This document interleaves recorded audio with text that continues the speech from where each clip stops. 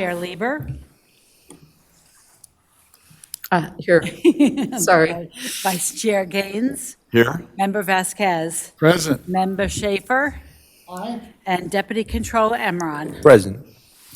Great. Members, the quorum is present and the board meeting is called to order. We will begin with the Pledge of Allegiance. If you would please stand, and our pledge will be led by Mr. Vasquez. Ready, begin. I pledge allegiance to the flag of the United States of America and to the republic for which it stands, one nation, under God, indivisible, with liberty and justice for all. Thank you.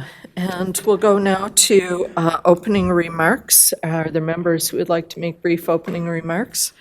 Mr. Vasquez? Thank you, Madam Chair, and good morning to all. I wanted to open up with recognizing two recognitions this month.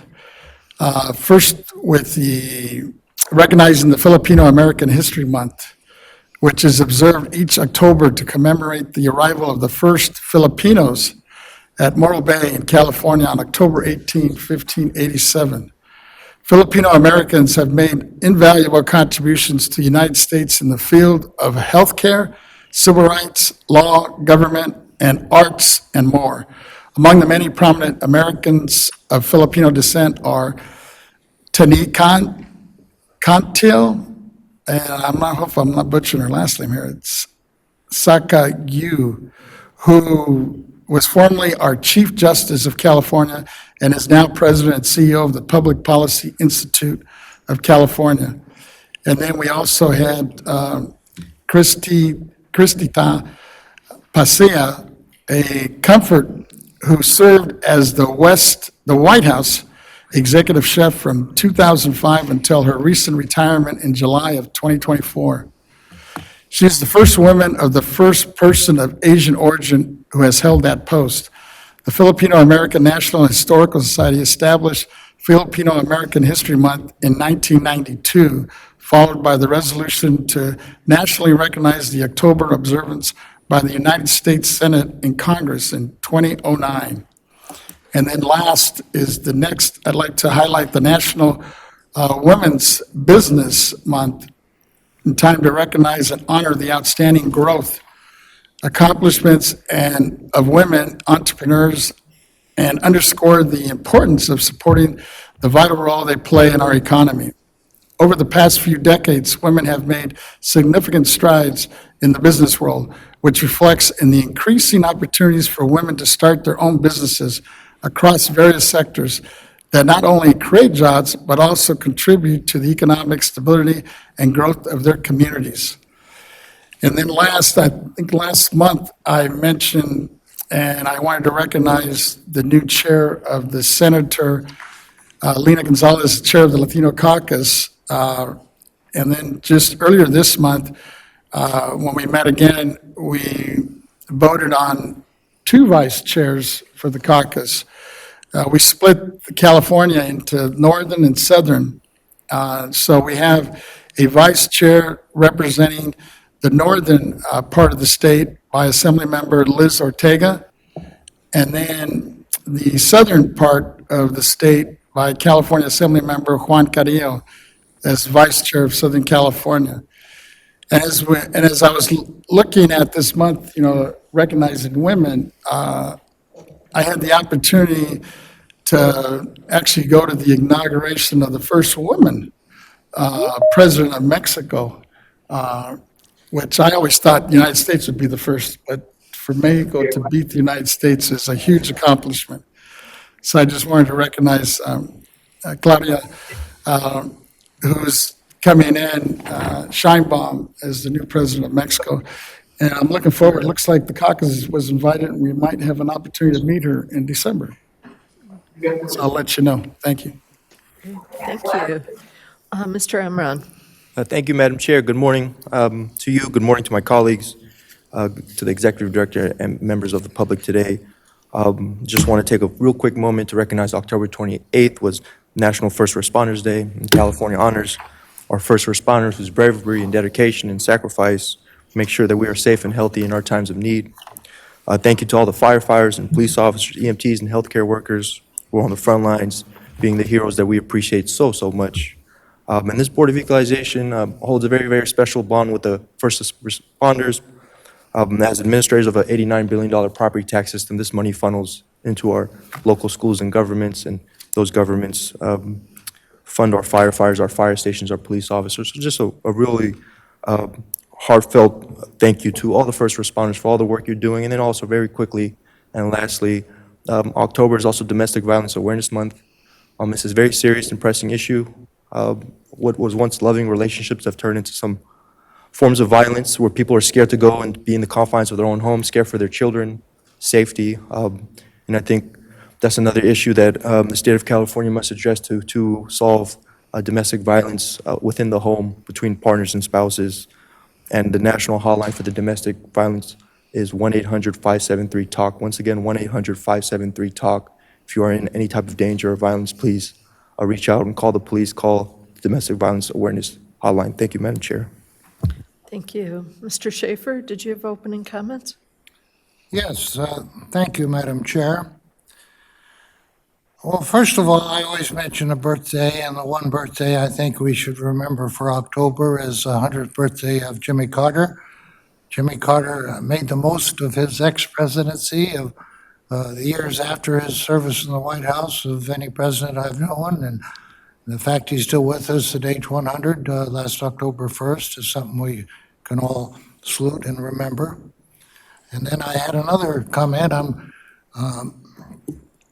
I've had some requests in for several months now to ask the Attorney General informally or formally whether we are members, constitutional officers of the state or not. It's quite clear to me that we are constitutional officers because the second Constitution voted on by the people of California specifically included the Board of Equalization, and we've been treated as constitutional officers, but I do have a letter from a Deputy Attorney General saying we're not constitutional officers, that there's only 8, not 12. A retired city attorney assistant in San Diego, Stephen McDonald, has given me his opinion that there are 8 constitutional officers and not 12. And that's a very important issue because we are in the line of succession, just like the Vice President and then the Speaker of the House and the President Pro Tem of the Senate, and then I think the Secretary of State is in succession to the White House. If our next president, whoever she is, might decide to celebrate California Day next year by inviting the executive officers of California to the White House to a lunch, because she was an executive officer and wants to do that, all 12 of us cannot go because somebody has to stay here to be acting governor. The pandas, which Governor Newsom welcomed to San Diego, when they finish their year and go back to Beijing, if Beijing might invite the governor and the constitutional officers to a dinner in Beijing to celebrate the successful year of the pandas, we all couldn't go. One of us has to stay here. We are constitutional officers. We're in the line of succession, and there always has to be a constitutional officer on board. Before we end our meeting today, I would like to have our chair just simply get our agreement to send a simple letter to the Attorney General's office asking for his opinion on that. Our opinion doesn't matter. I could call 5 professors of law and have them give us their statement, which would be entertaining, but their opinion doesn't matter. The opinion that does matter is that of the Attorney General, and I'd like to have us resolve that. I think that would be good, and it's a minor thing, and it's not something we should be holding a hearing on. It just is part of our status. And thank you, Madam Chair. Thank you, Mr. Schaefer, and we will definitely work on that. I'd love to partner with you in surfacing that issue, and so we'll work on that during this If we month. don't do it today, I'm going to file an action in the Superior Court for declaratory relief, as I've done several times. We can file that without charge as officers, and it's an issue that a Superior Court judge could decide just as well, but I think as a matter of courtesy, we should let the Attorney General decide it, because I think he'd be embarrassed by what would come out of the court, and I think we would all be happier if we have his opinion to rely on. Thank you. Excellent. Thank you so much. Ms. Cicchetti, if you would please call our first order of business.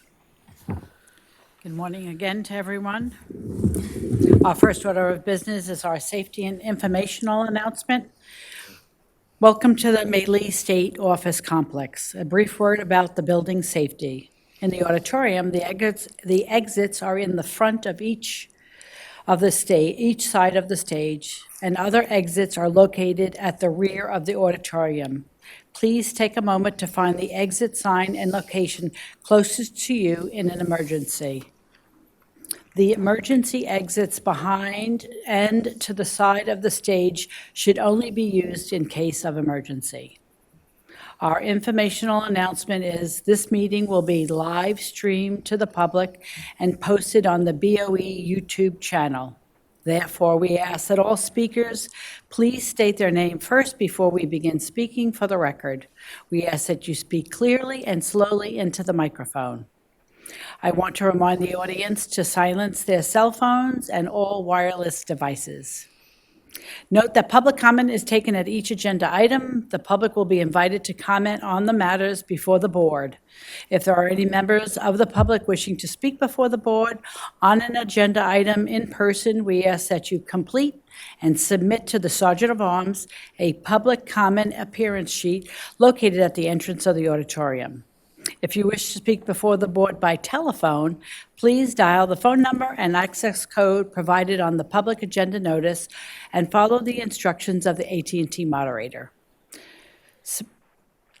If you intend to make a public comment today using the AT&T moderator, we recommend dialing into the meeting on the teleconference line before the beginning of the agenda item you wish to comment on. We recommend this as the audio broadcast on our website experiences a 1 to 3 minute delay between the live stream and the live event. When giving public comments, please limit your remarks to 3 minutes. This concludes the informational announcement. Thank you. Thank you very much. And we'll go on to item 1. This is public comment on matters that are not on the agenda. Persons who wish to address the Board of Equalization regarding items not on the agenda may do so under this item. Please note that the board cannot act on items that are not on the agenda.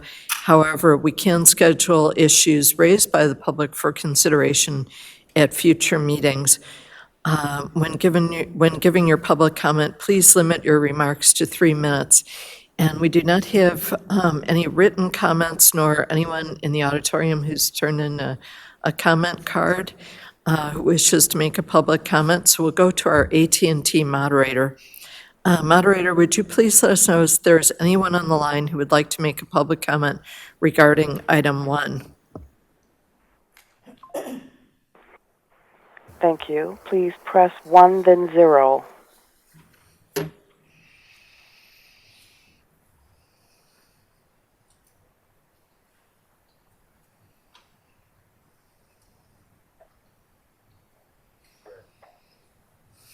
Madam Chair, no one has queued up.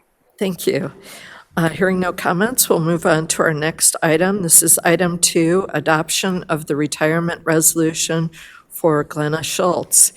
And we will first take a vote on Ms. Schultz's retirement resolution, and then Ms. Cicchetti will read it into the record. And then Ms. Schultz and Deputy Director of Property Tax, David Young, will come forward and make some remarks. After the presentation and the board members' comments, we will ask Christina Wynn, President of the California Assessors Association, to come forward and make a special presentation to Ms. Schultz, along with a resolution. So members, is there a motion to approve this resolution? So moved with regrets. Mr. Vasquez moves with regrets, seconded by Mr. Gaines, to adopt Ms. Schultz's retirement resolution.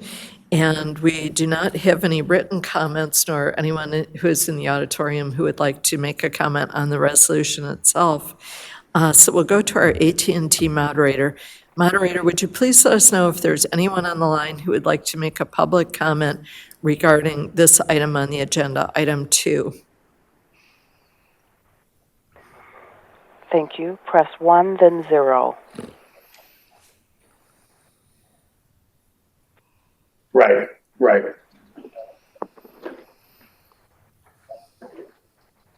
Still on mute, right? Madam Chair, no one has queued up. Thank you. Members, is there any discussion before we take the vote? And we'll have a little opportunity after the vote to make our comments. Seeing no discussion, the motion is from Mr. Vasquez, seconded by Mr. Gaines, to adopt the resolution with regret, and we hope that we're not going to completely lose Ms. Schultz from our orbit here at the BoE. But we'll go ahead and ask Ms. Cicchetti to call the roll. All righty. Chair Lieber, Aye. Vice Chair Gaines, Aye. Member Vasquez, Aye. Member Schaefer, Aye. Deputy Controller Emron. Aye. Okay, and I guess we'll go straight to Ms. Schultz and Mr. Young for their comments, and then we'll go to board members' comments. Ms. Lieber, how about if I read the resolution into the record Oh, first? I'm sorry. If you don't mind? Please do. Yes, but we could have Ms. Schultz and Mr. Young come forward, that'd be great. Thank you. Alrighty, the retirement resolution for Glenna Schultz. Honoring Glenna Schultz on her retirement. Whereas Glenna Schultz, Principal Property Appraiser in the County Assessed Property Division of the Property Tax Department, will retire on November 1st, 2024, after 42 years of outstanding and meritorious service to the state of California and to the California Board of Equalization. And whereas Glenna began her career with the California State Board of Equalization on October 8th, 1982, as a stenographer in the Assessment Standards Division, now known as the County Assessed Properties Division in Sacramento. And whereas, as a result of diligent work and demonstrated ability, she advanced to positions of increasing responsibility, first to the position of Program Technician 1 on January 1st, 1986, with the Property Tax Department's Southern California sampling team located in Orange County, then to Program Technician 2 on April 1st, 1987. Next, she was appointed to the position of Junior Property Appraiser on January 1st, 1990. Then to the Assistant Property Appraiser in 1991, before transferring to the Real Property Technical Services Unit in Sacramento on August 31st, 1992, and promoting to Associate Property Appraiser on November 20th, 1992. And whereas, in recognition of her outstanding leadership skills and proven professionalism, Glenna became a subject matter expert in the assessment of the real property such as change of ownership and new construction, and served as the Property Tax Department's annotations coordinator, legislative coordinator, and rules coordinator. Her expertise and contributions earned her the appointment to Senior Specialist Property Appraiser on February 10th, 2006, and a role teaching change in ownership and new construction workshops to BOE staff and various change in ownership classes for the California Assessors Administrative Services Association. And whereas Glenna's sharp mind and attention to detail enabled her to create new and improved procedures that enhance the effectiveness of the division's operations, which led her to the appointment as the principal property appraiser of the Assessment Services Unit on July 9th, 2021. And whereas throughout her many years of service, Glenna has served the people of the state with fairness and dedication. Therefore, be it resolved that we, the members of the board, do hereby extend to Glenna Schultz her sincere and grateful appreciation for her dedicated service to the California State Board of Equalization and to the state of California. Our congratulations on her well-earned retirement, and our best wishes to her and her family for continued success, happiness, and good health in the years to come. Adopted at Sacramento, California, this 29th day of October, 2024, by the California State Board of Equalization.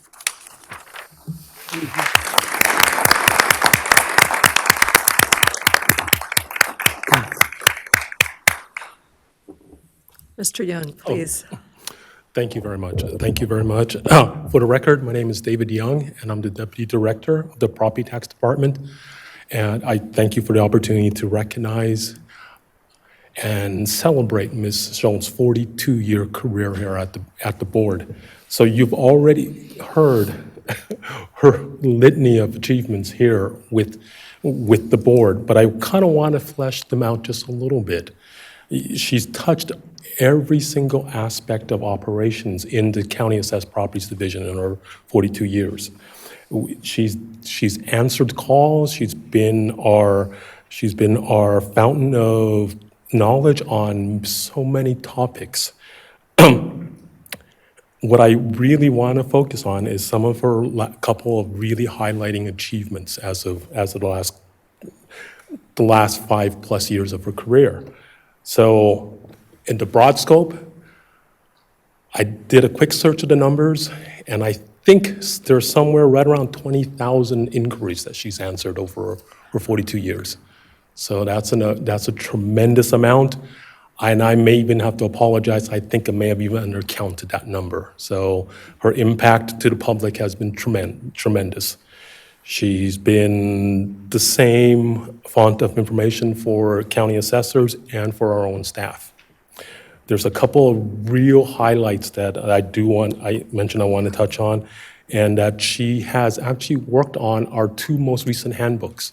And they are handbooks on a very, very fundamental subject matters with Prop 13. That's new construction and change ownership. There are 2 latest handbooks, and she was the principal author on both of those. So that's her impact on the state, on the administration of property taxes. The other one is, of course, you all know Prop 19. Prop 19 was passed. There was a real vacuum as to the actual implementation of that. Ms. Schultz stepped up, filled that void. We did rulemaking, and we actually helped with drafting some of the language for the actual statutes that implement that. She was absolutely fundamental to that too. So in the last 5 years, she's really, really come into her own and has made tremendous contributions to California's property tax administration. So that's her professional side. What I also want to highlight too is some of her her personal attributes.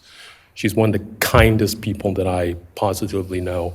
Her willingness to help, whether it's a taxpayer calling, assessor's office staff calling, asking for information, or our internal staff. She has mentored so many through her 42 years, of which I'm one of the beneficiaries of her mentorship. So personally, she has been a tremendous attribute and asset to the property tax administration and personally to me. So with that, I want to basically recognize and thank her for her 42 years with the service. I also want to recognize her husband is in the audience. His name is Tom. He came down to celebrate with Glenna. So with that, thank you very much for the time, and thank you, Glenna, for 42 years of incredible service to to the state, and we will truly, truly miss you. Hopefully, hopefully not for too long. So thank you. Thank you. And Ms. Schultz, did you wish to come up and make some comments?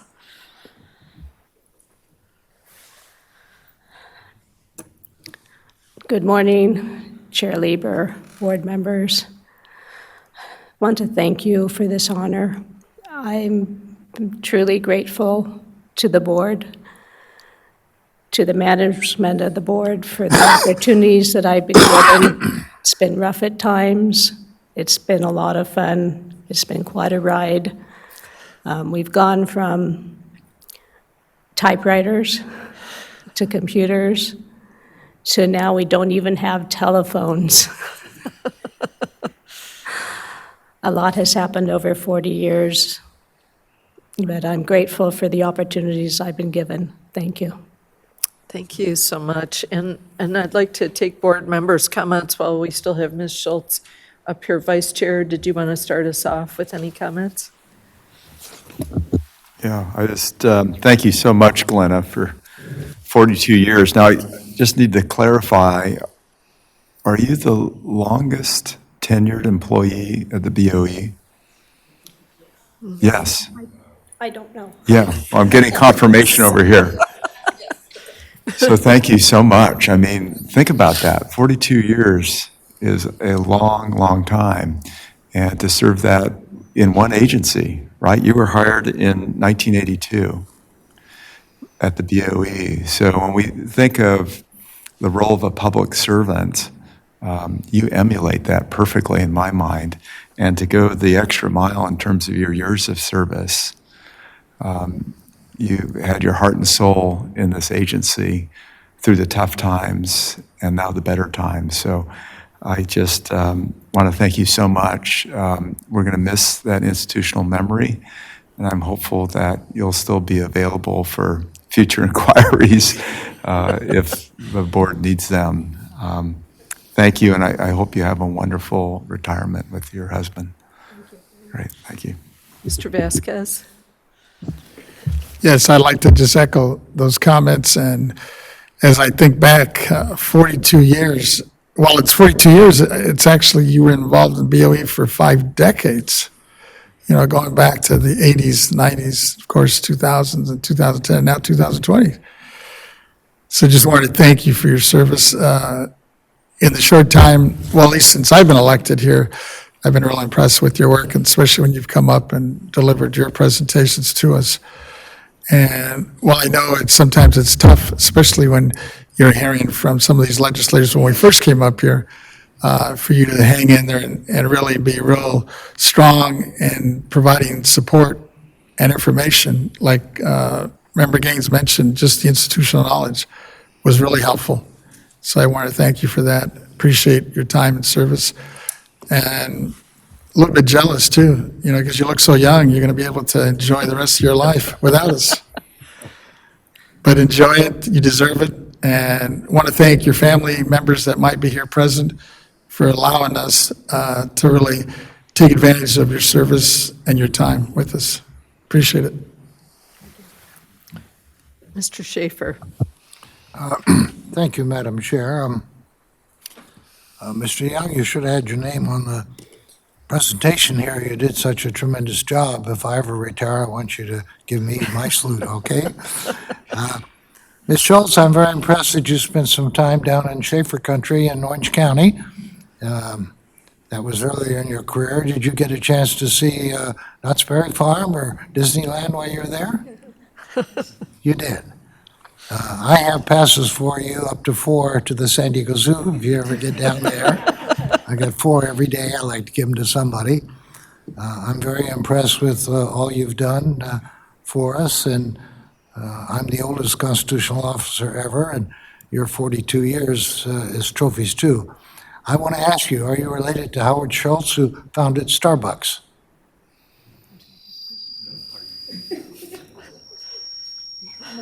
Because that's a very famous name in the coffee drinking world. Thank you so much. Thank you. Mr. Emron? Thank you, Madam Chair. Also, want to echo comments of my colleagues. I want to thank you, Ms. Schultz, for your 42 years of service here. When you think about legacies, it's certainly one of the most defining and accomplished ones that I've got to witness here in state government. And I also want to just thank you for always representing the BoE Board of Equalization in the highest manner and the highest levels, from the conferences, just being out on the road, and bringing out the best in people who, of course, use you to gain their own knowledge of the property tax system. So once again, I want to thank you so much for your years of service. I hope the retirement's a fun-filled one with a lot of good food and travel. And I want to shout out Tom as well for lending us to her for 42 years. And I hope you too can enjoy everything that a well-deserved retirement has in store for you. So thank you again. And the door's always open here at the Board of Equalization if you ever decide to come back. Thank you.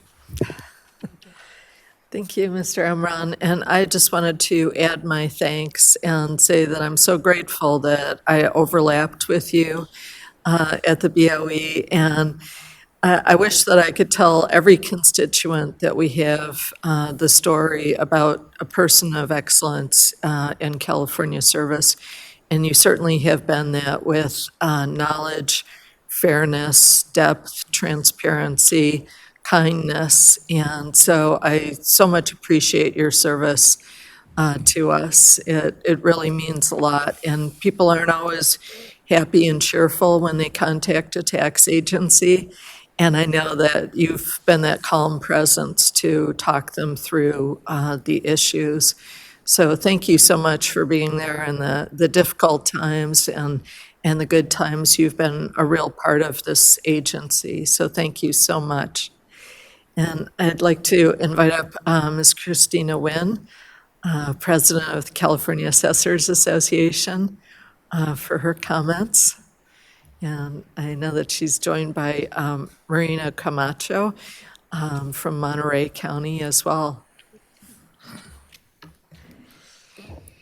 Good morning. Thank you for giving us this opportunity.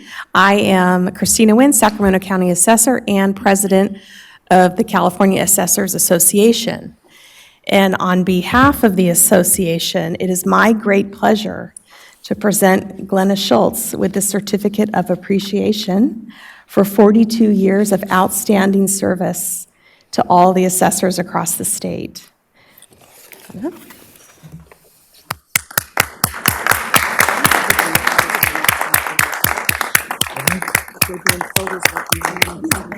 Oh, okay. Good morning. My name is Marina Camacho, County of Monterey Assessor. And on behalf of my county, and I dare say all 58 counties, I'd like to thank Glenna Schultz for always being available and willing to answer our challenging questions with not only answers, but references and guidance. And we definitely will miss your knowledge and all the support that you have provided to CASA and all the counties in general. All change of ownership invaluable, because that is a very important component of everything that we do daily. So we thank you and wish you the best on your 42 years.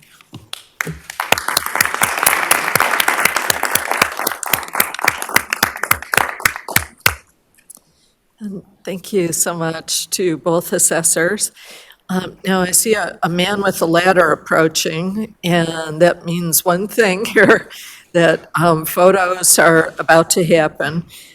So we'll have a photo with the board members, then with family and coworkers and others. So we're going to have a series of photos up here.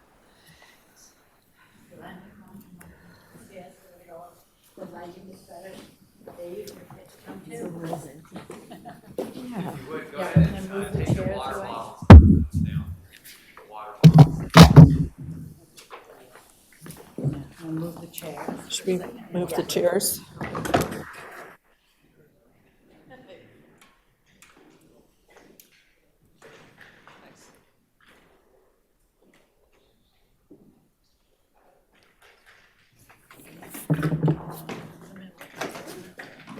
Middle here. We'll tilt it a little bit forward so that it doesn't reflect quite as much. This way a little bit? Okay. You want to set it up? This way a little? All right, look at here. Here we go. 1, 2, 3. Maybe a couple of these. Hang on. 1, 2, 3. 1, 2, 3. Mr. Amram, can I go that way just a smidge? Perfect. Right there. And one more. 3, 2, 1. All right, cool. All right. Oh, who's next? And then with the assessors now? And the board. Oh, assessors and the board, okay. Should we have Marina come on this end? Balance it out a little bit. Yeah. There we go. Give a little, Oh, there's. great. All right, everyone look in here. And 1, 2, 3. And do a couple more here. 1, 2, 3. And one more here. And 1, 2, 3. Cool. All right. And then we're going to do for the staff. The staff? Good to see you. Thank you. Yes, okay. Would you want the members? Members could join too if they'd like. Is this how they're filmed or stuff? The entire Where's staff. our staff? Yes, we can just let the staff and we'll sneak out. We'll sneak over here. Mr. Schaefer, we'll borrow you over here. Pardon me? We'll have you come over here because we're gonna sneak out. And we're gonna have. Glenn, actually, if you could come to the front a little bit. There we go, yeah. And then Dave, yeah. Because there's going to be 2 rows, so. Okay. Her husband in this one? Yes. Tom?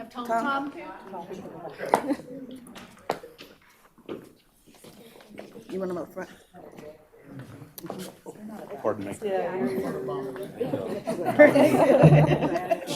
you want to go into your resolution? The board. Oh, you want us in here? Where do you want us? Oh, in the back, in the back. In the back. Very nice. Should we balance Little short ones there. I'm just waiting for Peter to tell us what.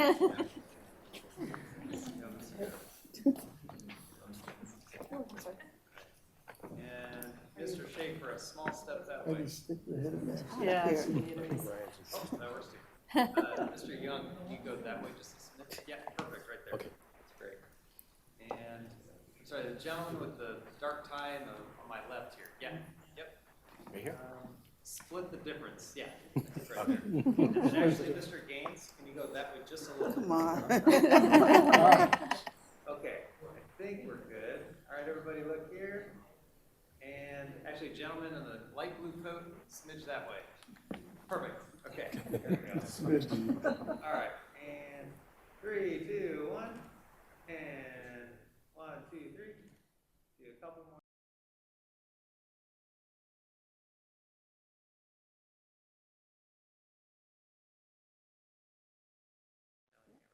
All right, anyways, 1, 2, 3. Cool. Perfect. All right. So we're going to just have Ms. Howard. Mr. Schultz, Yes. Glenna, Dave, and Mark. Okay.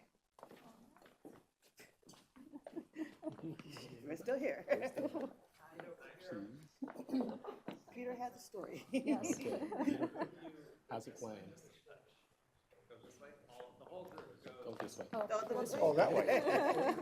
The other right. You're doing okay? Yeah, yeah. we got Just it. like I'm dancing. All right, here we go. 1, 2, 3. Couple more here. 1, 2, 3. Congratulations. 1, 2, 3. Cool. All right. All righty. Thank you. Thank you so much. Just, What?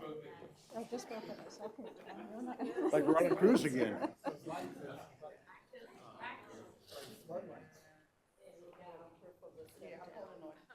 Thank you. Thank you.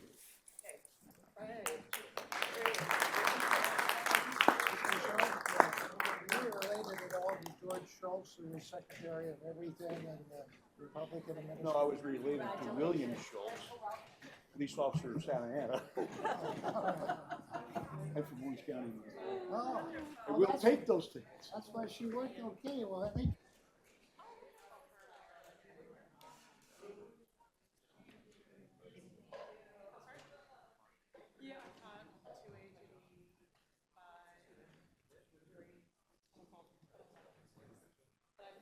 Thank you, Peter.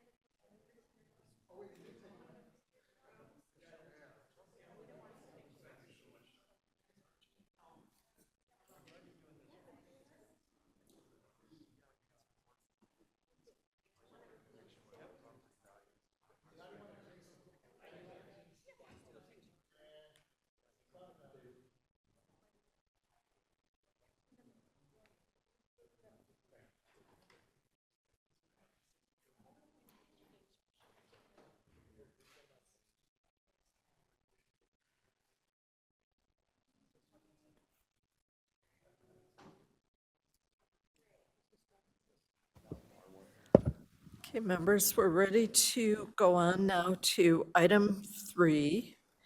And I'd like to invite Mr. Gaines to chair our informational hearing on the California insurance market. And this is part 2, our second of 2 hearings on this, our second hearing. There may be more than 2. So, Mr. Gaines, please. Yeah, thank you so much. Really appreciate the board giving me this opportunity to bring this forward again. There were actually some members that I wanted to include in this hearing that were not able to make it. One in particular was a conflict. Dave Jones, former insurance commissioner, very knowledgeable on a lot of these areas, in particular on the climate-related issues. So I'm hoping that we'll have an opportunity to hear from him at some point in the future. But very excited with the group of speakers that we have here today.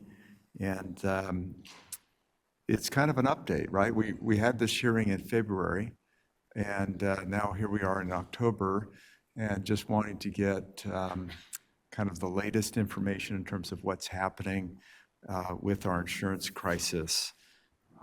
The BoE oversees billions of dollars of commercial and residential real estate that generates billions and billions of dollars to support government services around the state of California. The numbers are vast, but behind those numbers are individual transactions, large and small, that are currently being affected by the cost and availability of insurance. What will these premiums mean to property prices and transaction volume? And how will that affect local government revenues? What will skyrocketing insurance premiums mean to small business owners who are socked with rising costs that threaten their businesses?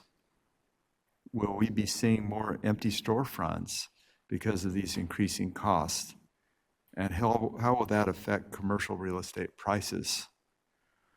What will landlords do when they are faced with gigantic insurance cost increases? But they are limited in annual rent increases only? Will this choke off supply or lead to fewer improvements and more deferred maintenance on rental properties?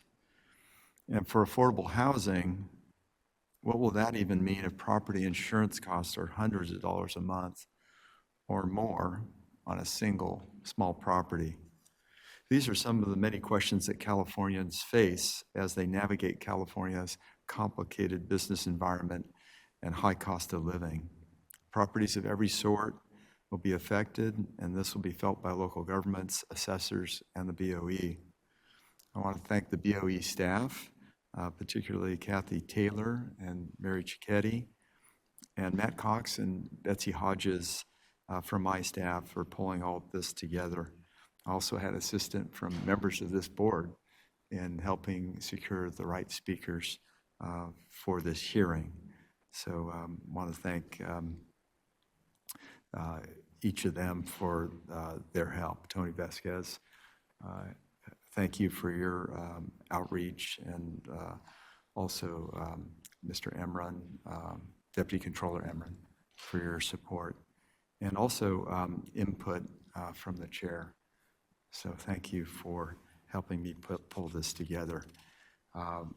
We are now ready to begin, and if I could ask Mary to introduce our first speaker. All righty, let's see here. Our first speaker that we have on item number 4, California Insurance Crisis from a Legislative Perspective. Speaker Honorable Ben Allen, Senator, California State Senate, District 24.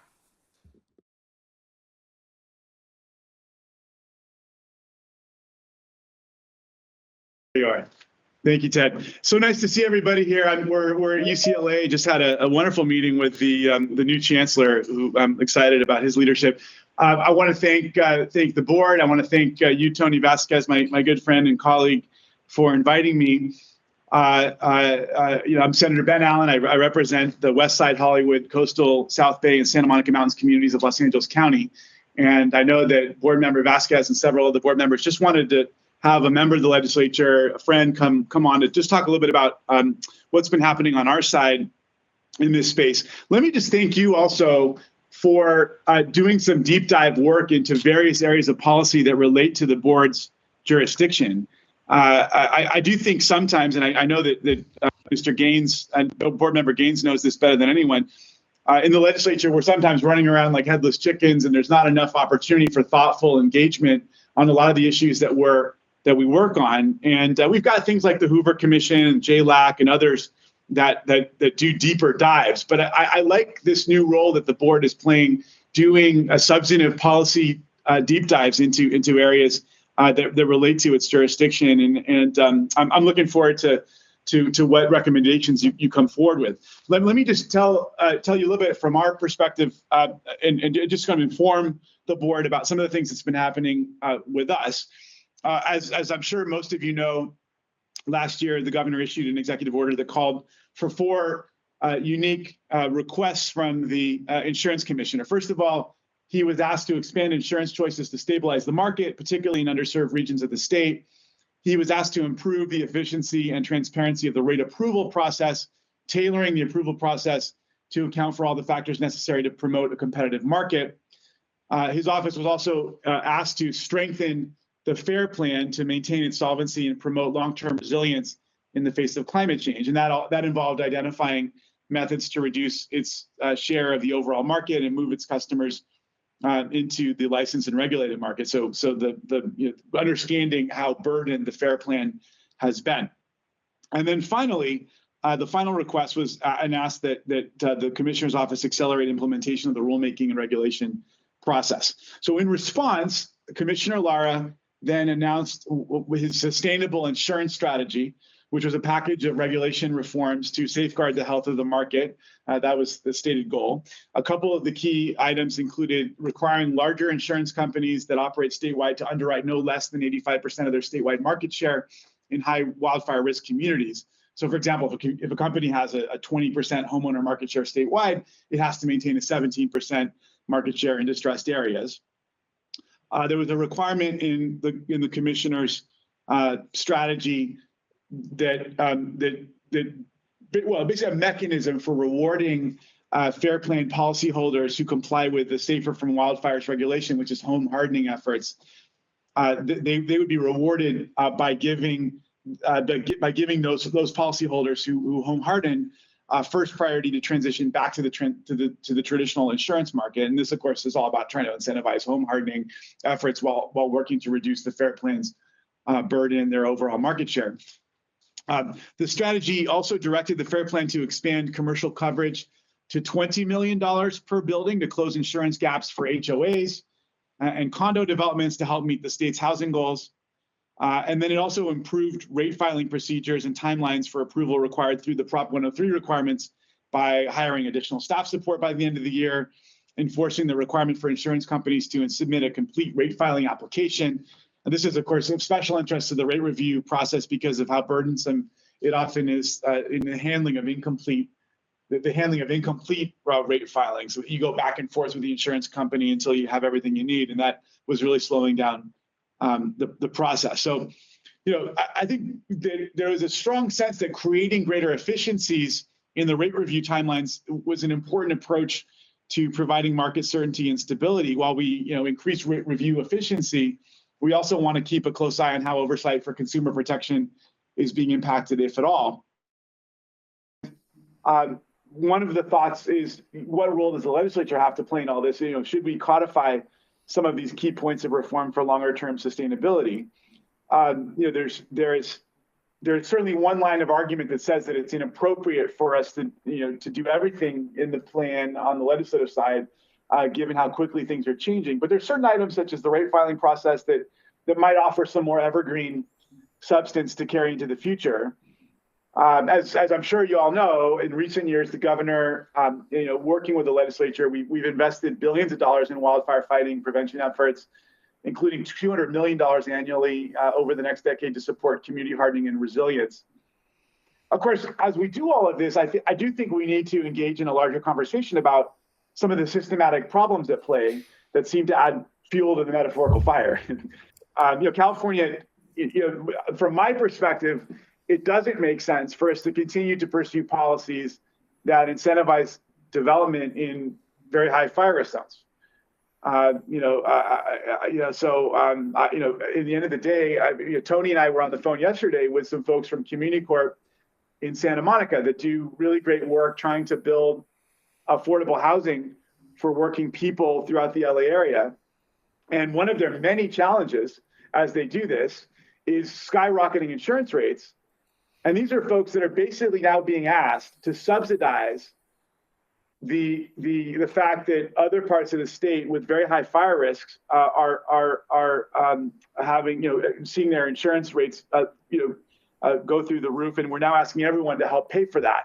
And is that fair? Is that right? I mean, folks who decide to live in lower risk zones are basically subsidizing others in high risk areas, which raises equity challenges and concerns. I mean, again, we are all together, but I do think it's to a large extent, we do step up for each other, and we do subsidize each other in all sorts of different ways. And so I'm not criticizing the whole system, but I do think that it raises some concerns and challenges.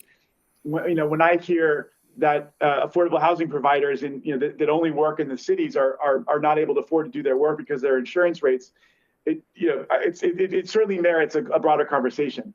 And then, of course, we also know on the utility side, by having more development, very high fire zones, it also forces utility service into some of these more fire-prone areas, which only creates this cycle of ever-increasing danger in the area. So when people are then being forced to relocate because of natural disaster, should we have them rebuild in very high fire zones, or should we incentivize their move to less hazardous zones?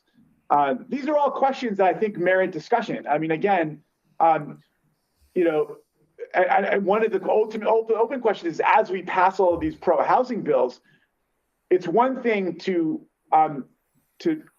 should we be going out of our way to incentivize new construction in very high fire risk zones? So that's another question. So the Pro Tem established an insurance working group tasked with finding legislative pathways to stabilize the market. It's similar to what Commissioner Lara's been working on. That work is underway. We receive regular reports. I'm in close touch. I'm not a member of the working group, but I'm in close touch with members of the working group that certainly have opinions and thoughts as I've been meeting with people. And so I'm hopeful that we'll be able to hit the ground running in January with some substantive policy that works hand in hand with this regulatory reform, and working with some of the other folks. I see Rex is on here from insurance. I know that Carmen from Consumer Watchdog. I mean, there's a lot of competing but important stakeholders that are part of this conversation. One last thing I just want to note, and at least from my perspective, maybe I'm saving the best for last. From my perspective, this underscores the importance of our work with SB 867, which was my measure that put the Prop 4 on the ballot to fund wildfire mitigation measures. We have a first in the nation safer from wildfires mitigation regulation that creates community-wide mitigation standards, and as well as a first in the nation insurance discount regulation for consumers and businesses who harden their properties. And Prop 4, if passed, and it's, I'm not here to, obviously I support it, but I'm not here to get political, but it's doing well in the polls, and it would unlock $1.5 billion for wildfire resilience that would help communities meet the Safer from Wildfire standards and access the insurance discounts available through that program through home hardening efforts. So it could play a role in our broader efforts with regards to home hardening, which could help the insurance market writ large. So again, with that being said, there's a lot at play. I love the folks that you've lined up. I think it's going to be a really good and robust discussion. I just thank the board again for engaging in this conversation as we all together hope to shape some policy to improve outcomes for Californians. We're all very concerned about the state of the market and how it's impacting everybody across the board. And I just appreciate the board's engagement on this issue. Yeah, thank you very much, Senator Allen. Really appreciate your input. And the whole market is out of sync, isn't it? And so when we take a look at affordable housing issues and the higher premiums people are paying for throughout the state, whether it's urban, suburban, or rural, the hope is, and I think the market will stabilize, and there seem to be the right pieces in place. It's taking longer than I think we all would wish that we could solve this immediately. But when that market stabilizes, I think you'll see, what we really should have is the California Fair Plan audit is really designed for a market where you can't get the coverage anywhere else. And because of the challenges with the solvency potentially of the Fair Plan, given a big loss, and the obligation by insurance companies to pick up that exposure, which could amount to a couple $2 billion, there's a real hesitancy in how big you want your footprint to be in the state. But I know that things are working in terms of negotiations and coming up with a plan that I think solves that. So appreciate your comments, and they're spot on. Yes, Member Vasquez, thank you. Thank you, Chair Gaines, and thank you for your presentation, Senator, at least to open up this discussion. And I know we've had several conversations about this, you mentioned last night, in terms of the housing front. And I'm just wondering, since you came and spoke at our last hearing in February, and I know there were several bills that are out there. One that comes to mind is, I guess it's AB 2996 by Alvarez, was an assembly bill. Just to get your thoughts and ideas in terms of where they're going and what impact they might have, or any new legislation you were hearing about that might come up in this next session, because this crisis is not going away. Like you mentioned, it's actually getting worse. And as we see on the affordable housing front, well, just last night we were talking to the Santa Monica Community Corps folks, it's getting really tough for them to continue to build, especially in these areas that are tough to insure. If the insurance market is hesitating in terms of writing new policies, and in some cases, even revoking current policies that they have. You're absolutely right, and we're, so is your question specific to some of the housing bills, or the work of the insurance working group? Both. There's a dual, yeah. Well, I think you will absolutely see legislation coming down the pike in both of these areas. And I quite frankly, I'm glad you're having this discussion in the open with so many intelligent stakeholders, because I think it could hopefully inform our efforts as well as we're trying to pull together bills. But I think everyone recognizes what a problem we have on our hands. And so you're going to see legislative reaction coming out of the working group and some of the other efforts that I mentioned earlier. So we welcome your input, board members, as you go through this discussion. We'd love your thoughts on legislation, because we know we have to fix some of these systemic problems. Appreciate it. Thank you, Member Vasquez. And as I say, there's this working group happening right now, and this discussion could help to inform their efforts. Wonderful. That's great. Chair Lieber, you have questions? Thank you, Senator Allen, for being here today. And I think we're all very interested in learning more about the working group and where we can direct our constituents to. I'm sure you're hearing the same things from constituents that all of us are, that is basically mass confusion, fear, and nervousness in a market that's failing.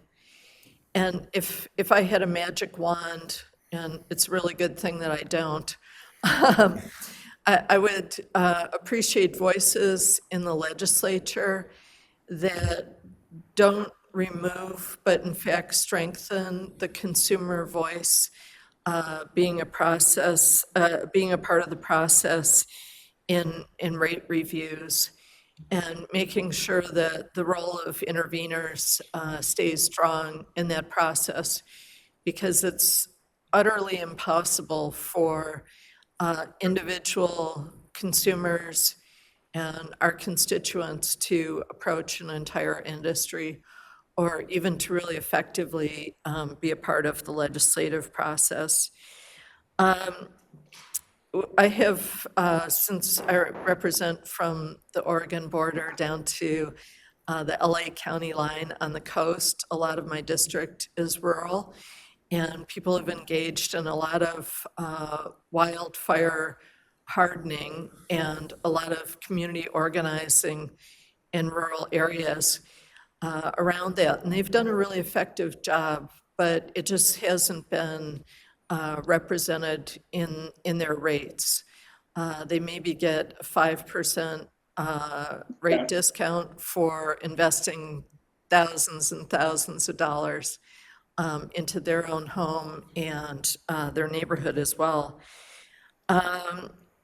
The issue of insurance for affordable housing is incredibly important. I think it's representative of the stranglehold that the current crisis has on many different parts of the California economy. And again, I think we're all very ready to work with you and to be able to get information from you. And again, if I had my magic wand, I would like to see a transparent, durable model of risk that Californians can see and understand.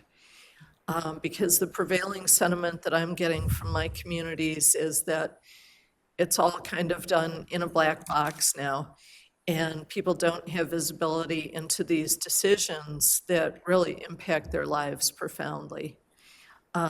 So in a nutshell, strengthen the consumer voices in rate reviews, and a public model that everyone can understand. Thank you. Thank you, Chair. Wonderful. I'd like to move to Deputy Controller Emron with comments and questions. Thank you, Vice Chair Gaines. I want to thank you for your leadership on this issue and for gathering us at this hearing. Senator Allen, it's good to see you again.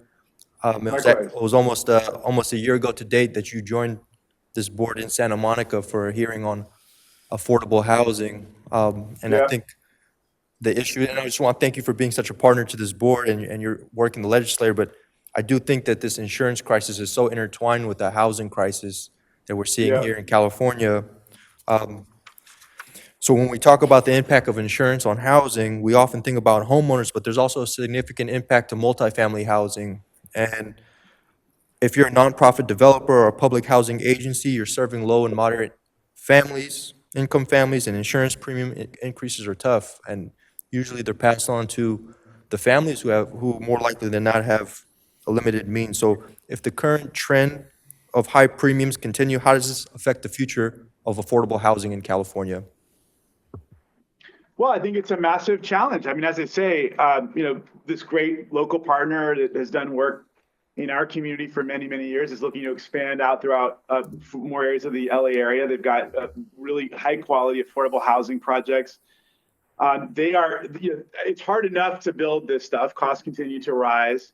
There's not enough funding for these projects. We know we need them for our broader affordability goals and infrastructural needs. And yet, one of several really massive problems for them is just the skyrocketing cost of insurance. And now they're trying to grapple with: do we self-insure? Do we try to join existing pools? They have to have a form of insurance as a requirement for various funding that they get and financing that they get. So they're kind of stuck between a rock and a hard place. And I was thinking to myself, gosh, if these places that have relatively low risk in the grand scheme of things, I mean, they're right in the middle of the city. There's all sorts of things you can do, that lower your risk, and yet they have these 2-3-fold increases in insurance. If they're finding this to be breaking their financial model, what's it like for other types of projects in other parts of the state? So it just underscores what a massive problem we have on our hands.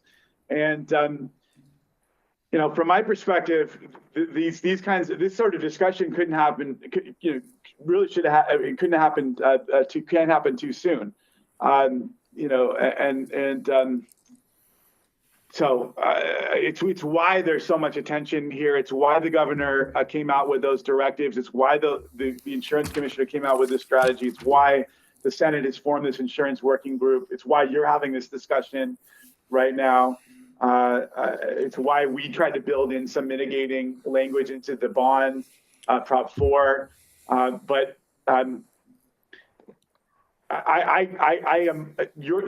short answer to your question is yes. This is becoming a real problem for affordable housing development, in addition to all the other things that we've discussed already. So it is absolutely becoming an exacerbator as our affordable housing providers are trying to get out there and address our housing crisis. Absolutely, Senator. I 100% agree with you. And as from the February hearing we had, and now we're in October, we've seen the California insurance market begin teetering and entering uncharted territories. And you mentioned it a little bit yourself. When you think about the pressures California families are facing when it comes to already record home prices and high mortgage rates and childcare costs and healthcare costs, this insurance crisis adds to already what's a long-running list of California families facing so much pressure just to make it day by day, check by check. So looking forward to the partnership, the strong partnership that we have with you and the legislator, and continue to address the needs that California families face. Thank you. Great, Thank you, Deputy Controller. Appreciate it. Thank you, Deputy Controller. If we can now move on to Member Schaefer. Comments or questions? Yes, it's always nice to see Senator Allen. Likewise. After you brought him down to Santa Monica to our meeting. I've been happy with the insurance industry generally because I feel that our assessors have been very vigilant in dealing with the fire crisis that we've had, and that saves people money and should make the insurance industry feel more comfortable in providing coverage that's needed. I just got a policy Saturday on a car for about $300 for 6 months. I get such a reasonable rate because I don't over-purchase. I drive less than I used to, and I realize that I don't need the maximum amount of coverage if I don't have that much personal wealth at stake. And the insurance lawyers, of course, are very vigilant in protecting anybody they insure. I want to commend you for bringing this issue before us, and I feel that that's making us more used to the people we serve. Thank you. Thank you. Thank you, Mr. Schaefer. Well, thank you so much, Senator Allen. Appreciate the input and the interest on your part and carrying the flag in the legislature as we move forward. And so we'll continue to stay in communication. Thank you, Member Vasquez, for lining this up. And we're now going to move forward, if we could, to the next item. And if we could have Harold Newbill, insurance advisor, McClatchy Insurance. He's an independent broker agent, and he's going to provide perspective on the California insurance market from a broker business and individual perspective. Thank you, Harold. Well, thank you, Mr. Gaines, Board Chair, Ms. Lieber, Board of Equalization. I'm happy to be speaking with you today. I don't know if the mic's on. Is the mic? Can you hear me now? Is that better? That's a little better. If you get a little closer to it, that'd be helpful. Excellent. Thank you. Well, hopefully you can hear me now. Harold Newbill, and as Mr. Gaines mentioned, I own McClatchy Insurance Agency. I employ 7 people in the state of California who are both consumers as well as professional insurance people, and I'm going to speak to each of you today a little bit about what's going on in the insurance industry from an insurance agent's perspective. Now, while I'm speaking, of course, from an independent agent perspective, I would say that it broadly affects anybody, whether it's an independent or a captive agent, trying to help the consumer find solutions in this complicated insurance market. Excuse me, So Harold, could you describe the difference between the two so that our constituents understand that? Absolutely. So an independent agent is an agency that can use multiple insurance companies. They contract with them in order to be able to provide a variety of insurance products to the consumer based on their needs. This would be in contrast to a captive agent, State Farm being an example of them, that provides primarily State Farm's products. But for the purposes of today's discussion, the consumer needs housing insurance, affordable housing needs solutions to building properties, and regardless of whether that's a captive or an independent agency providing that service, that product to the consumer, that cost has gone up in value. The availability of that product has become scarce in certain areas of the state from geographic as well as types of property, and that's presenting a problem from my perspective and those who I work with to help our clients through the market. So, as I mentioned, and it was mentioned this morning, Mr. Gaines spoke to the Board of Equalization's role in observing and managing the taxes that come into the market and how scarcity in product from realtors being able to sell that, home values, is going to ultimately affect how the state's income is operating and how it can serve consumers by that. So this is certainly an important task today. Unlike the Dodgers' performance this year, it's going to be a Giants-like rebuilding process from a winning team to a current team we have today, and hopefully a winning team again in the future. I like your connection. Well, I think it's certainly relevant as we see the Dodgers bringing home a win probably tonight in New York. So, but it does take time to fix it, and it is multifaceted. You don't simply rebuild a team with just a pitcher alone. You have to build a team around it. And California has a multifaceted problem, so it has to seek several solutions. I was going to speak a little bit to capacity and why, as insurance agents, we're seeing that. I don't think that the FAIR Plan or its woes are something that the board is not familiar with. You hear about it a lot. But certainly looking at hundreds of billions in losses over the last couple of years in the state of California due to wildfire, looking at the FAIR Plan growing at an exponential rate, certainly is indicative of the scarcity of the market, where we have seen many companies either reduce the products that they're going to offer. Some have shut off completely in the last couple of years, which we're familiar with, and a lot of media has covered. Where does that leave the consumer? Many of these companies who have decided to shut off their product have canceled many of their clients. The industry term for that was de-risking, but the reality of it was high fire zones, areas where companies have experienced the most of their claims and the greatest severity, they have left that market. Some companies not even by choice. Merced Mutual several years ago was an example of a smaller regional carrier that due to the severe losses they experienced in the foothills simply went out of business. That does, along with assessments that many companies see in the future of their existence, should have major loss happen with the FAIR Plan, are creating hesitancy in companies coming back to the market. We're familiar with in the news, as well as we see in legislative work, the issues with regulatory, how companies seek rates, how much rate they were seeking, and how long it took for them to adapt to the market. If you figure that it takes approximately 18 months from the time a rate is achieved to see how it affects actually in the market. Is their product selling? Are they profitable in their offering of the product in those areas? Is going to encourage them to take further steps out. As an agency, I've seen half of my companies, and I have about 8 that do home insurance in the market. Half of them have left the market. Many of them have paused and may come back, but they're seeking rate increases that are well above the average of about 35%. has put out in the market, we're seeing 50, 60, 70%. So those clients that are not being canceled are experiencing significant rate increases. And as an independent agent, finding places for them to go has proven challenging. Because even in the best of scenarios, the 30% rate increases are inescapable. This is also, I would say, combined with a lot of market challenges that we see in it, one of which is most notable is cost to build. When I started in the industry almost 20 years ago, the cost to build a home might have been in the 130 to 140 per foot range. Right now, we're seeing double that and exceeding that in certain areas and depending on the type of home. In the same sense of apartment complexes, which is an area that I focus on a lot in the industry, we're seeing that same thing, where the cost to build is having a very strong effect on what gets rebuilt and how companies see that their rates should be. Because as we know, a loss may take place today, but to close it out and finish it may take a year to 18 months to rebuild a home for a variety of reasons. Once that cost is seen, the companies are going back and evaluating, are we where we need to be in order to pay, reserve, and operate in that? So I think that that's certainly an area that I think that focus is being put on, and I urge our legislative bodies to look at. Another area is home updates.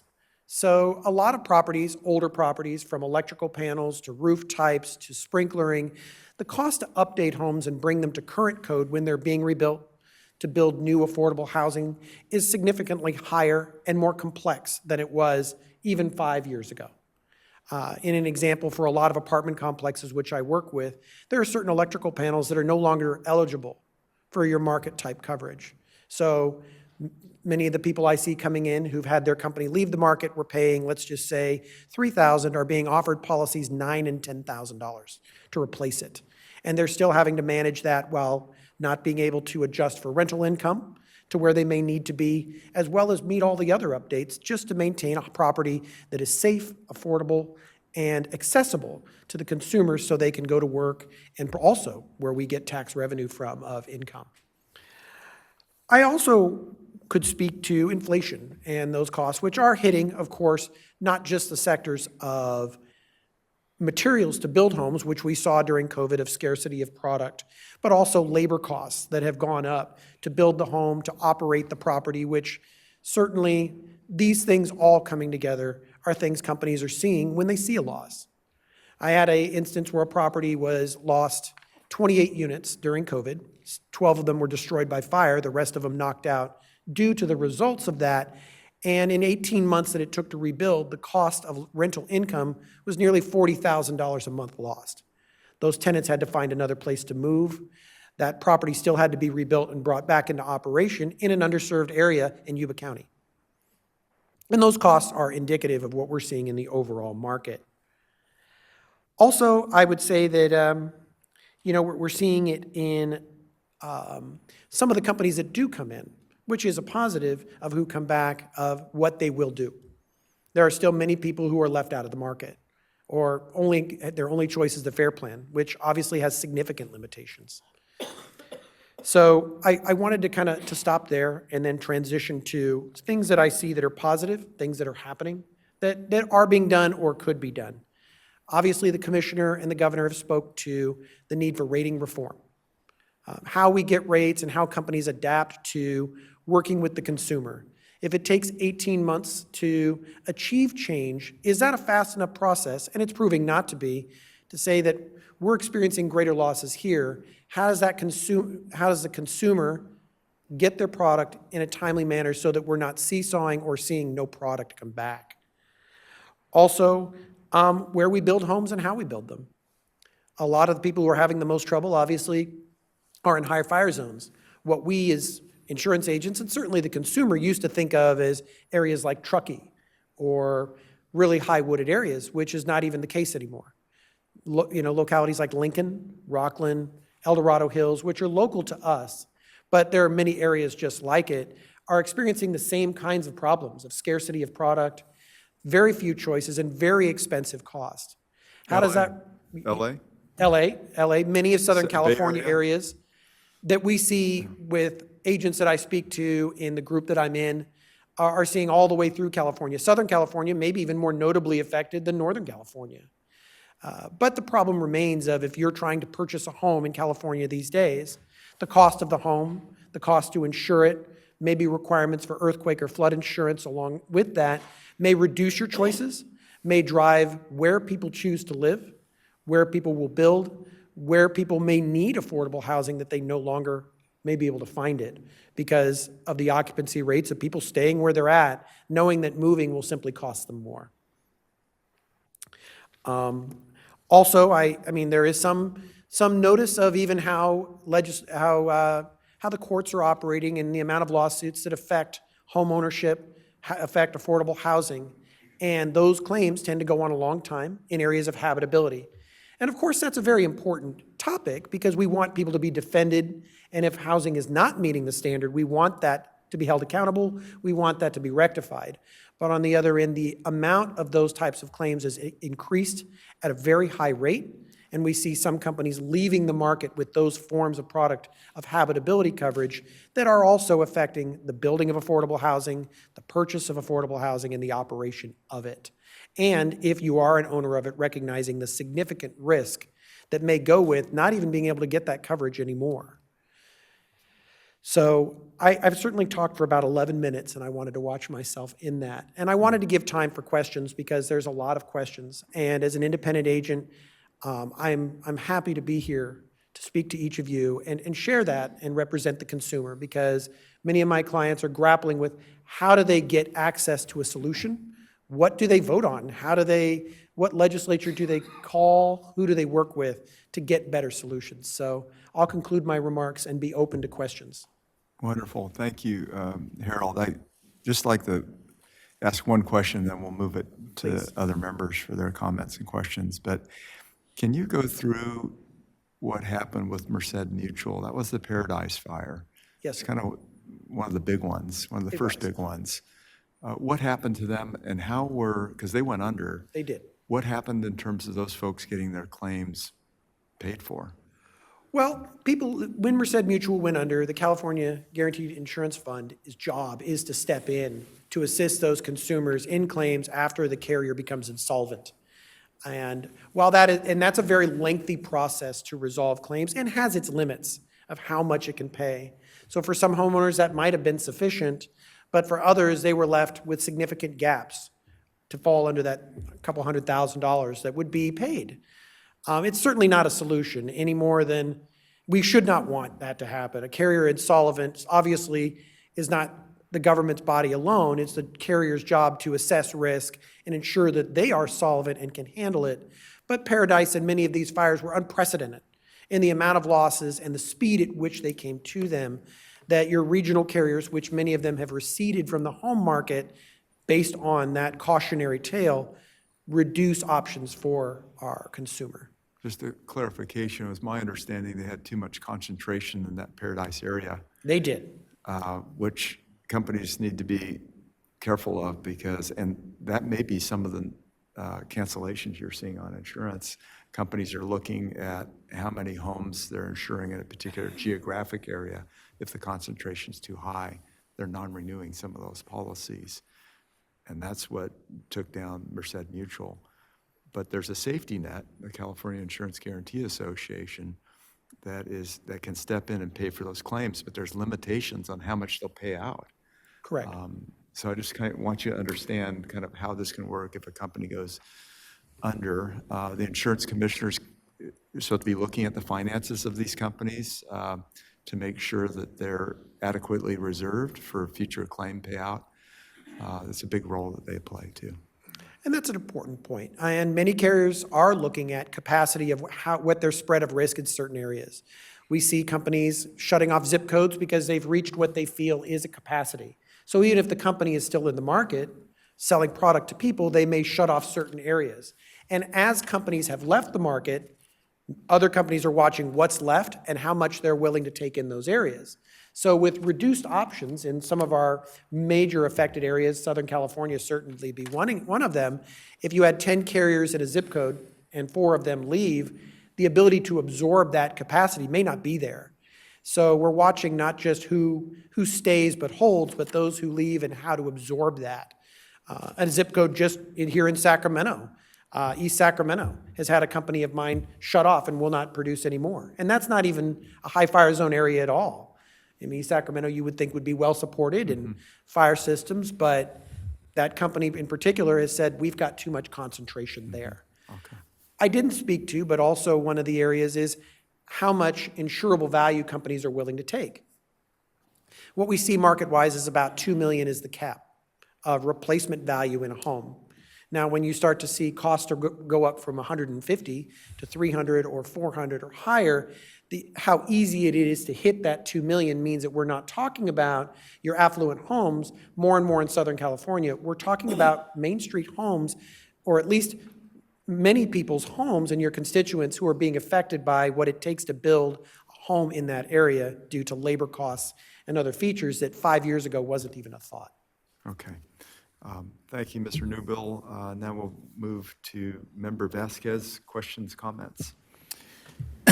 Thank you, Chair Gaines, on this, and thank you, Mr. Newbill, for your presentation.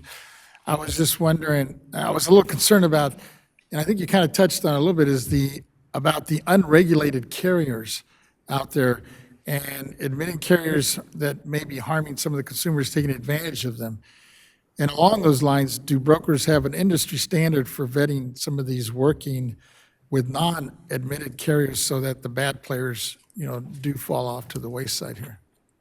That's a great question, Mr. Vasquez. And as companies have exited the market, we've seen an increased reliance on the brokerage market, so your non-admitted carrier market. And many consumers are not familiar with these carriers at all because unless you were building large homes, or you were in the maybe construction market or commercial market in general, you didn't see them very often. But now with the reduced options, you see them coming in very commonly.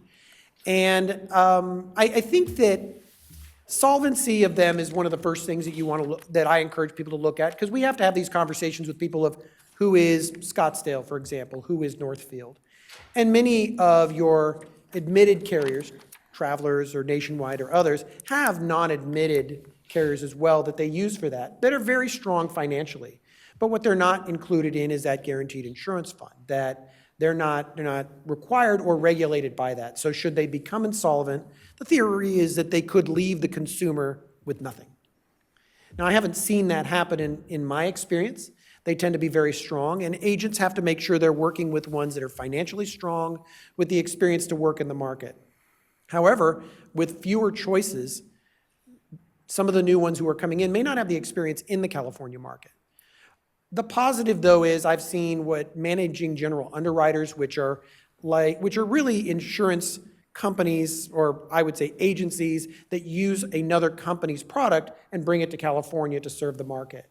And some of those have come in successfully filling that role where, because they are not having to wait the time to file for rates, are able to adapt quicker. They are expensive, they are not my ideal, and by regulation, they're not supposed to be our first choice. We're supposed to submit to 3 markets before we even go to them. But in cases where it's between that or the FAIR plan, we're also required to place anything not use the FAIR plan whenever we can. So it's definitely important for the independent agent to be advising the consumer. There are forms to sign, but that's not enough. And because much of that, unless you're familiar with it, is foreign to your consumers. So we do a lot of work trying to explain to the consumer how these companies came to be, who they are, how to look at AM Best and other type financial ratings to feel comfortable with their strength. And I do think they are more positive in the California market than not, because they are filling a role the consumer needs. My hope is that over time, the need for them will dissipate as our traditional admitted carriers and our legislature and governing bodies will find solutions to bring our admitted carriers back to the market, which is where the strength ultimately lies.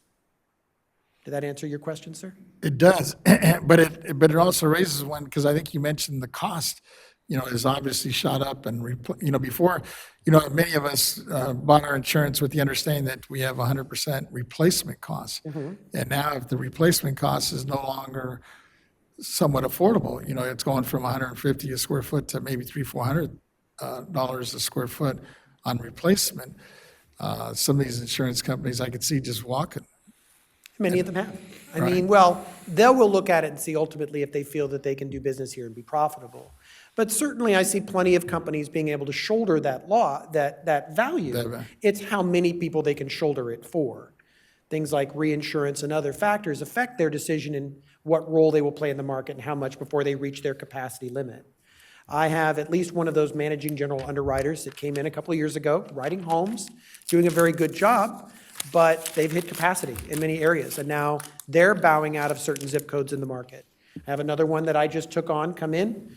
How long they will last before they reach capacity, it's hard to say, because with the amount of people that are trying to get out of the FAIR Plan, that is the job of the FAIR Plan, to move those people into better markets, the cost of replacement is going to be noticeable.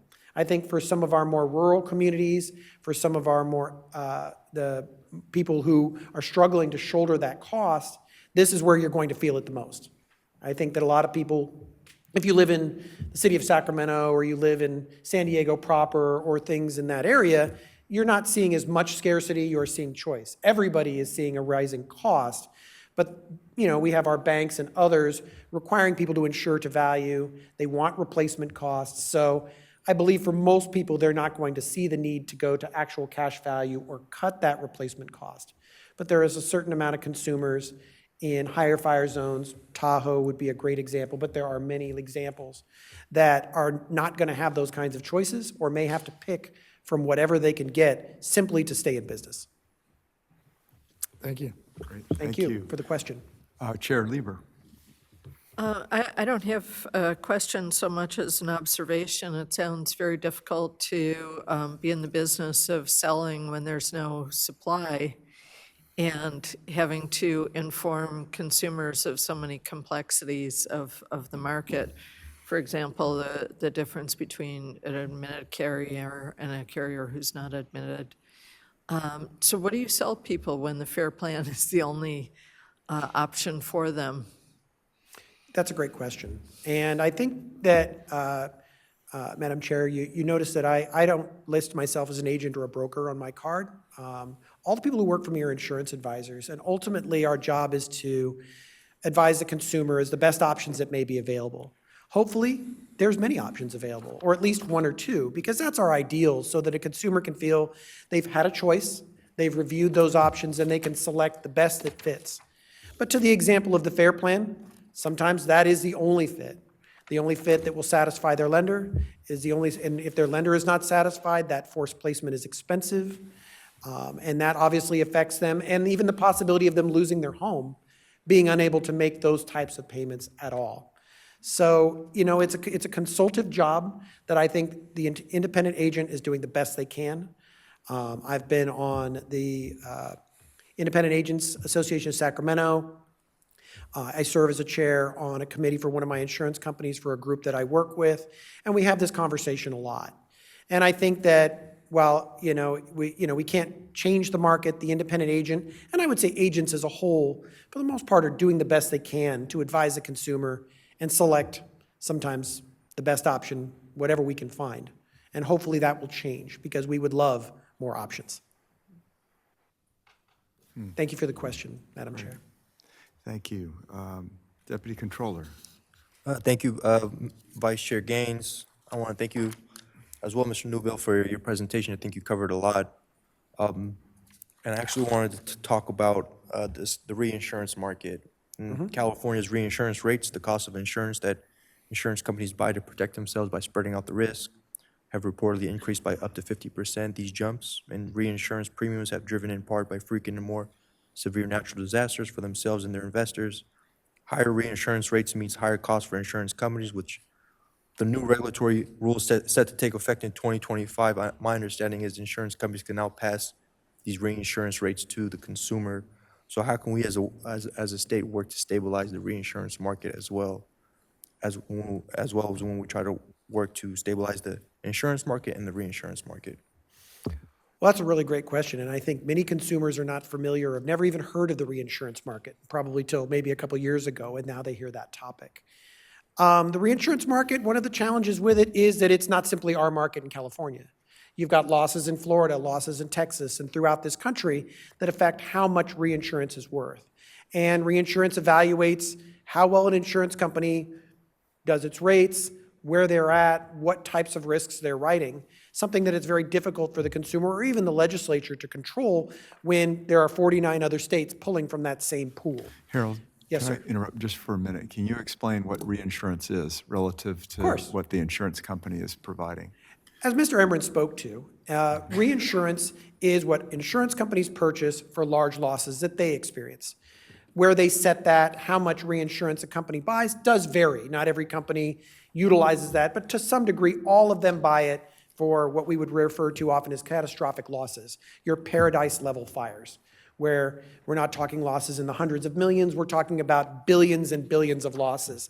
That an insurance company, in order to meet its reserving requirements, will purchase that to bolster that in the hopes that they never actually need it. Kind of like a consumer would purchase an umbrella policy for their family.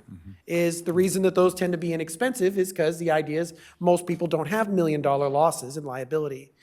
On the larger scale, this would be like hitting your umbrella every single year, 4 or 5 years running, to where those rates no longer take into account that this is a rare type loss that we don't experience. This is becoming the norm. So when you see those rates climb, the inability to pass that on the consumer became a major factor in what insurance companies would look at as how much risk they could take on before they would say, oh, that's too much, or the reinsurance cost is so much that we will buy less of it, and then that means we have to reduce our footprint.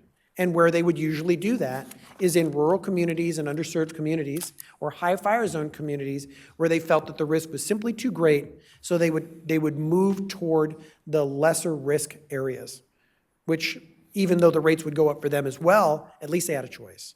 So with that change, my hope is that reinsurance being factored into that will give companies more choices as to how they pay for risk, what type of risks they will take on.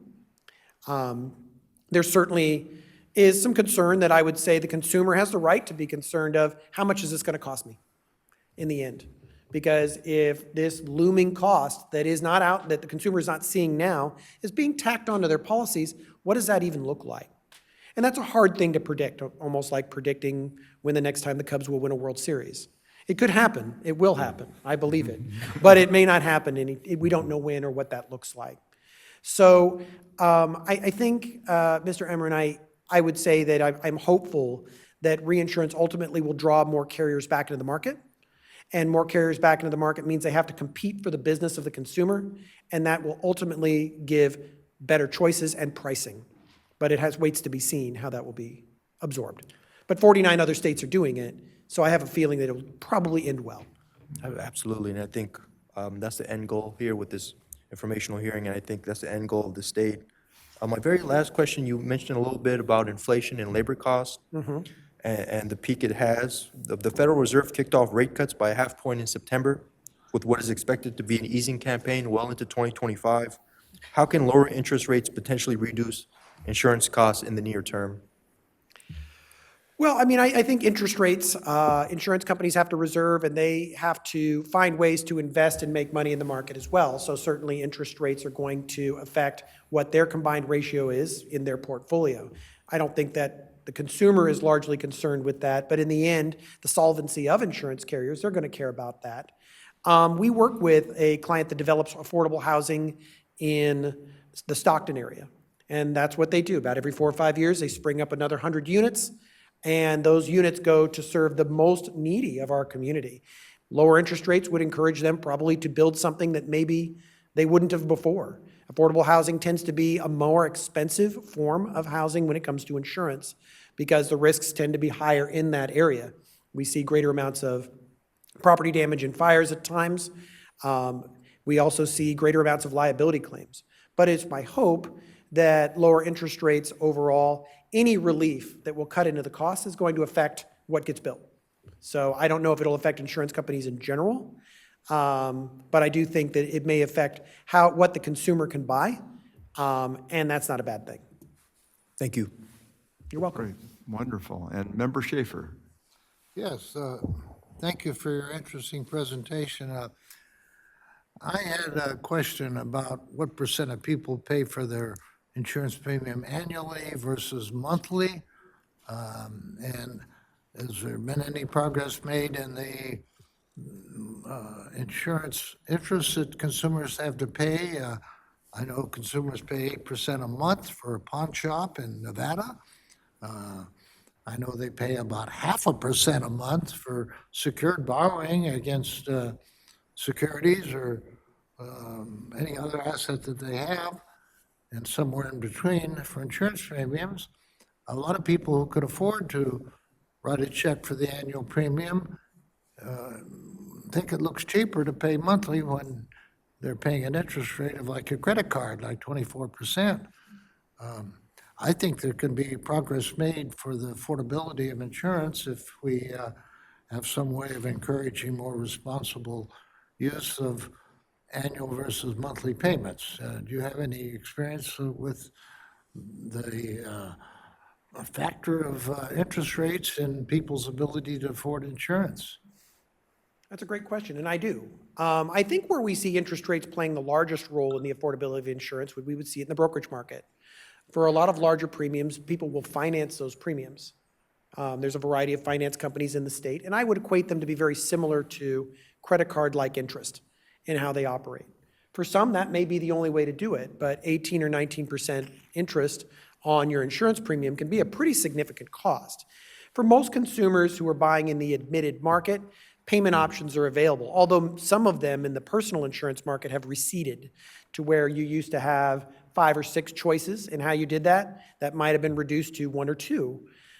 You've seen a rise in billing fees, but those are not, I mean, I'm sure interest has a factor in how those billing fees are set, but they are a set fee, $8, $10, $5, whatever that happens to be per payment.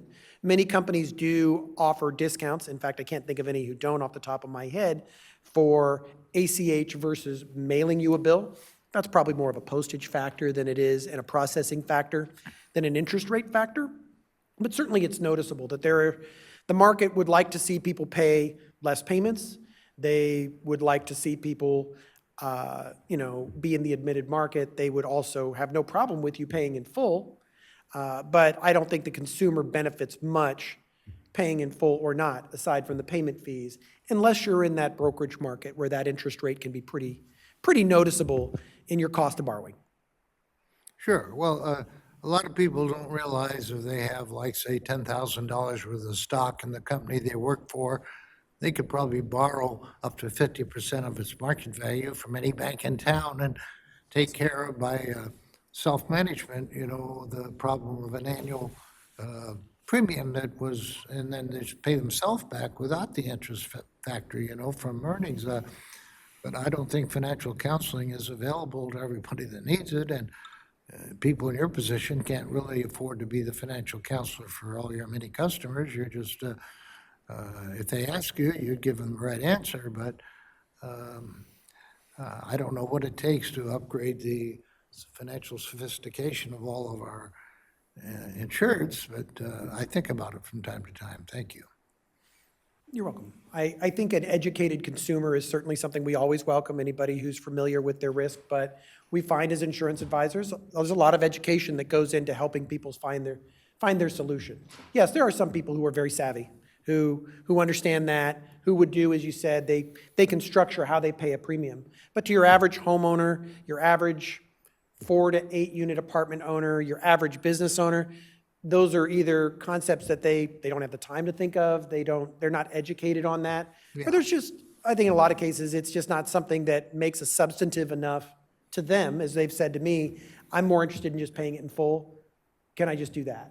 Yeah. And if that's what they want to do, there's a lot more good to that than if they miss a payment, the costs of reinstatement, the costs of being late. A lot of times that's probably the best benefit of paying in full, is to be done with it. Yeah, thank you. Thank you, Mr. Newbill. Thank you. Appreciate your time, and we are going to take a break. We're a little behind, so I apologize for that. But yep, I think what we're going to do is skip over the break because we have time issues.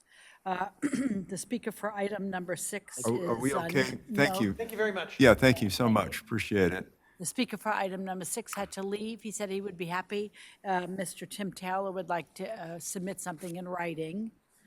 I'm going to ask, we have speakers who have come here for item number 8 and have a time constraint, and Okay. asked if they could be taken out of order. So if we could take up item 8 next, affordable housing. Okay, very good. I guess my question would be for the staff. How are they? Yes, if we keep a hard 12:30 for lunch. Okay, very good. So that would be, is it Natalie Spivak? We're gonna, yeah. Okay, wonderful. Please come forward. And Justine Marcus.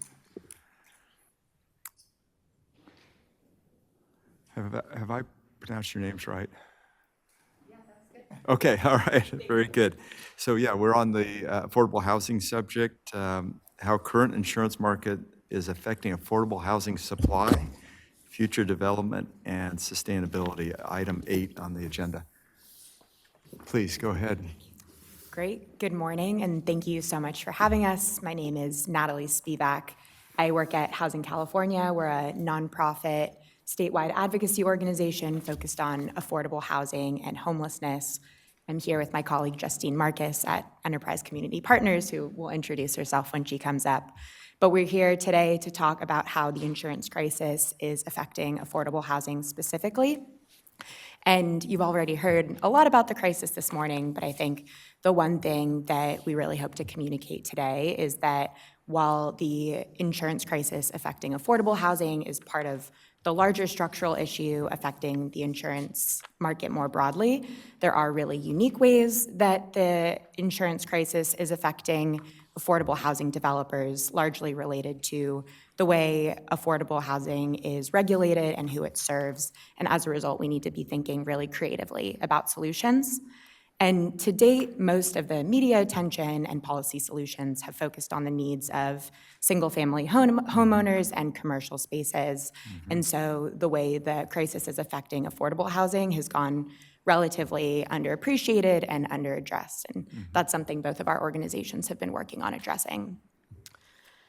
So before we share a little bit of data, just some high-level points I want to emphasize. One is that we both spend a lot of time talking to affordable housing developers, and the insurance crisis really is the #1 issue that they talk to us about. They see this as an existential threat to the financial sustainability of the properties that they own and operate, to the financial health of their organizations, and also to the housing stability of the tenants who live in these properties, who could be displaced if developers aren't able to cover the rising costs of insurance and are forced to foreclose on their properties.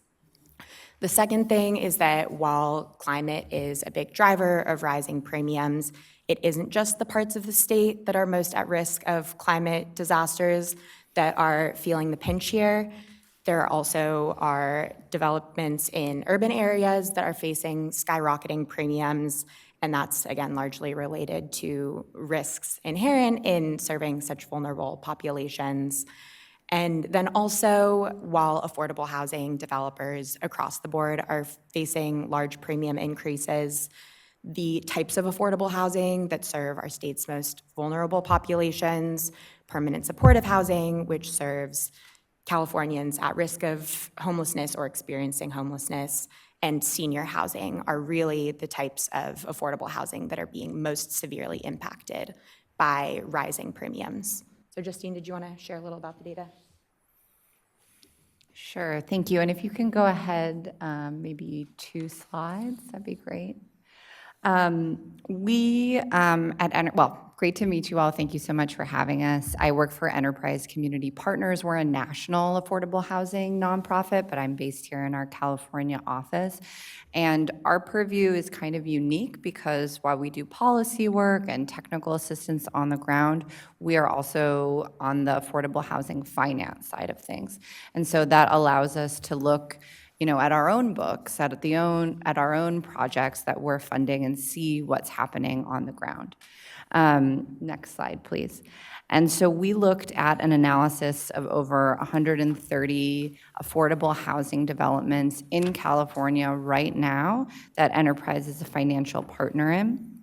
And we found that over the last 5 years, we're seeing on average a 70% increase in insurance costs. But there's really a range. When we talked with providers, it could be as low as 50%, as high as 400 or 500% increases. And as Natalie said, this is creating really an existential crisis for these providers that built their kind of financing plan around assumptions of gradual increases each year and are now staring down payments that they have no real viable way of paying in the long haul. Next slide, please. So up on the screen, you can see some self-reported data from affordable housing developers across the country, sharing the reasons that they perceive for the large increases in premiums that they're experiencing. They're largely what you would imagine, but the most commonly cited reason is limited markets and capacity. So that really refers to the broader structural issues that are facing the insurance market, things like climate risks and also the rising costs of labor and materials. And then the next two most commonly cited reasons, claims history and loss experience, and renter population, are really related to the both real and perceived risks of affordable housing. And this is housing that's really serving our state's most vulnerable residents. And as a result, there are sometimes property damages or other risks that developers of affordable housing face. And especially in the last few years, these risks have become more acute as the state has really tried to address the homelessness crisis, and as a result has changed some of the regulations, funding programs in order to serve the neediest Californians who also have some of the who have some of the highest needs, and are most expensive to serve. Also, developers have reported that since COVID, the needs of the folks that they serve have increased as well, which has contributed. Next slide, please. And so what's really important to stress here is that it is significantly harder for affordable housing developers to shoulder increasing premiums as compared to market rate developers, because developers of affordable housing can't pass on the cost of rising premiums to tenants in the way that market rate developers can. That's because the affordable housing sector is very tightly regulated at the federal and state levels in order to ensure that rent levels stay affordable. Developers cannot increase rents by more than a certain amount every year.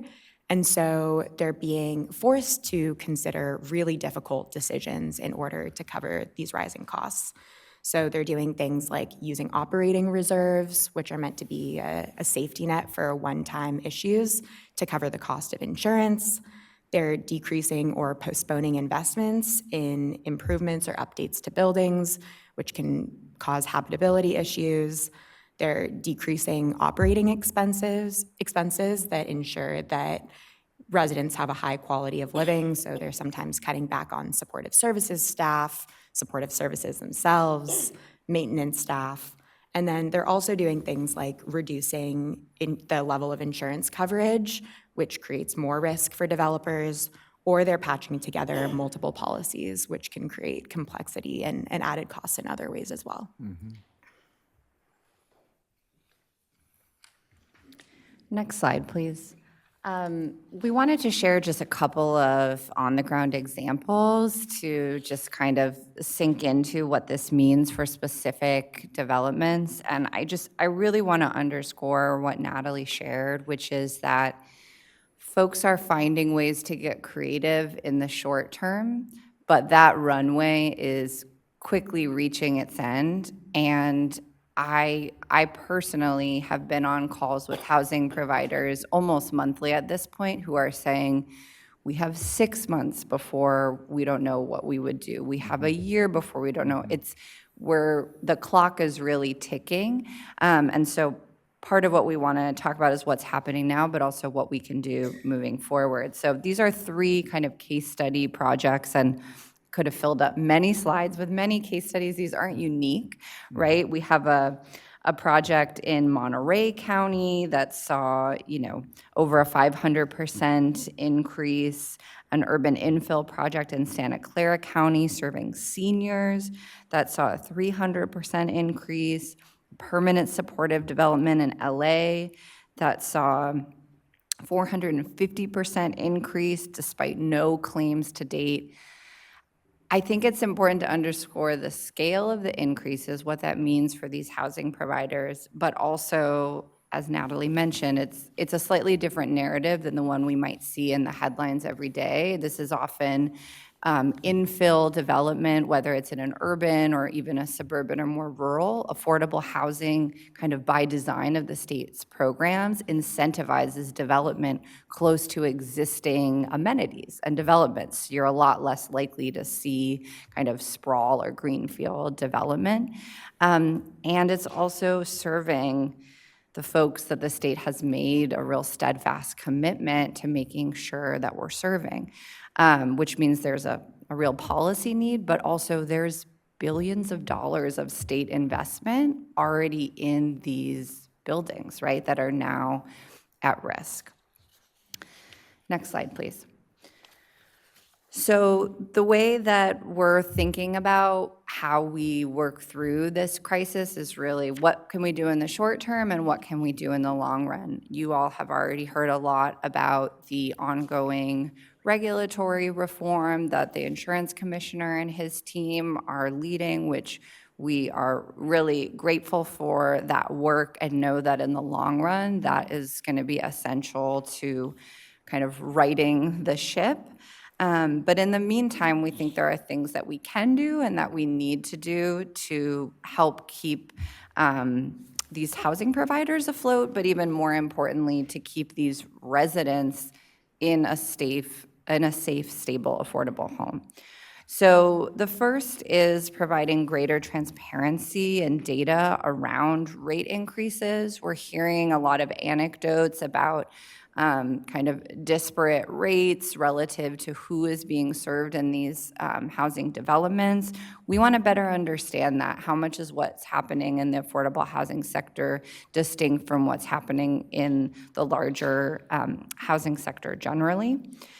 We also think there's an opportunity to look to what other states have done around expanded anti-discrimination protections in the insurance space to make sure that, because someone is low income or they might have a voucher because they're a veteran or because they receive some type of federal support, that those alone should not be driving premiums, right? It should be based on risk analyses that are really tied to the performance of those properties.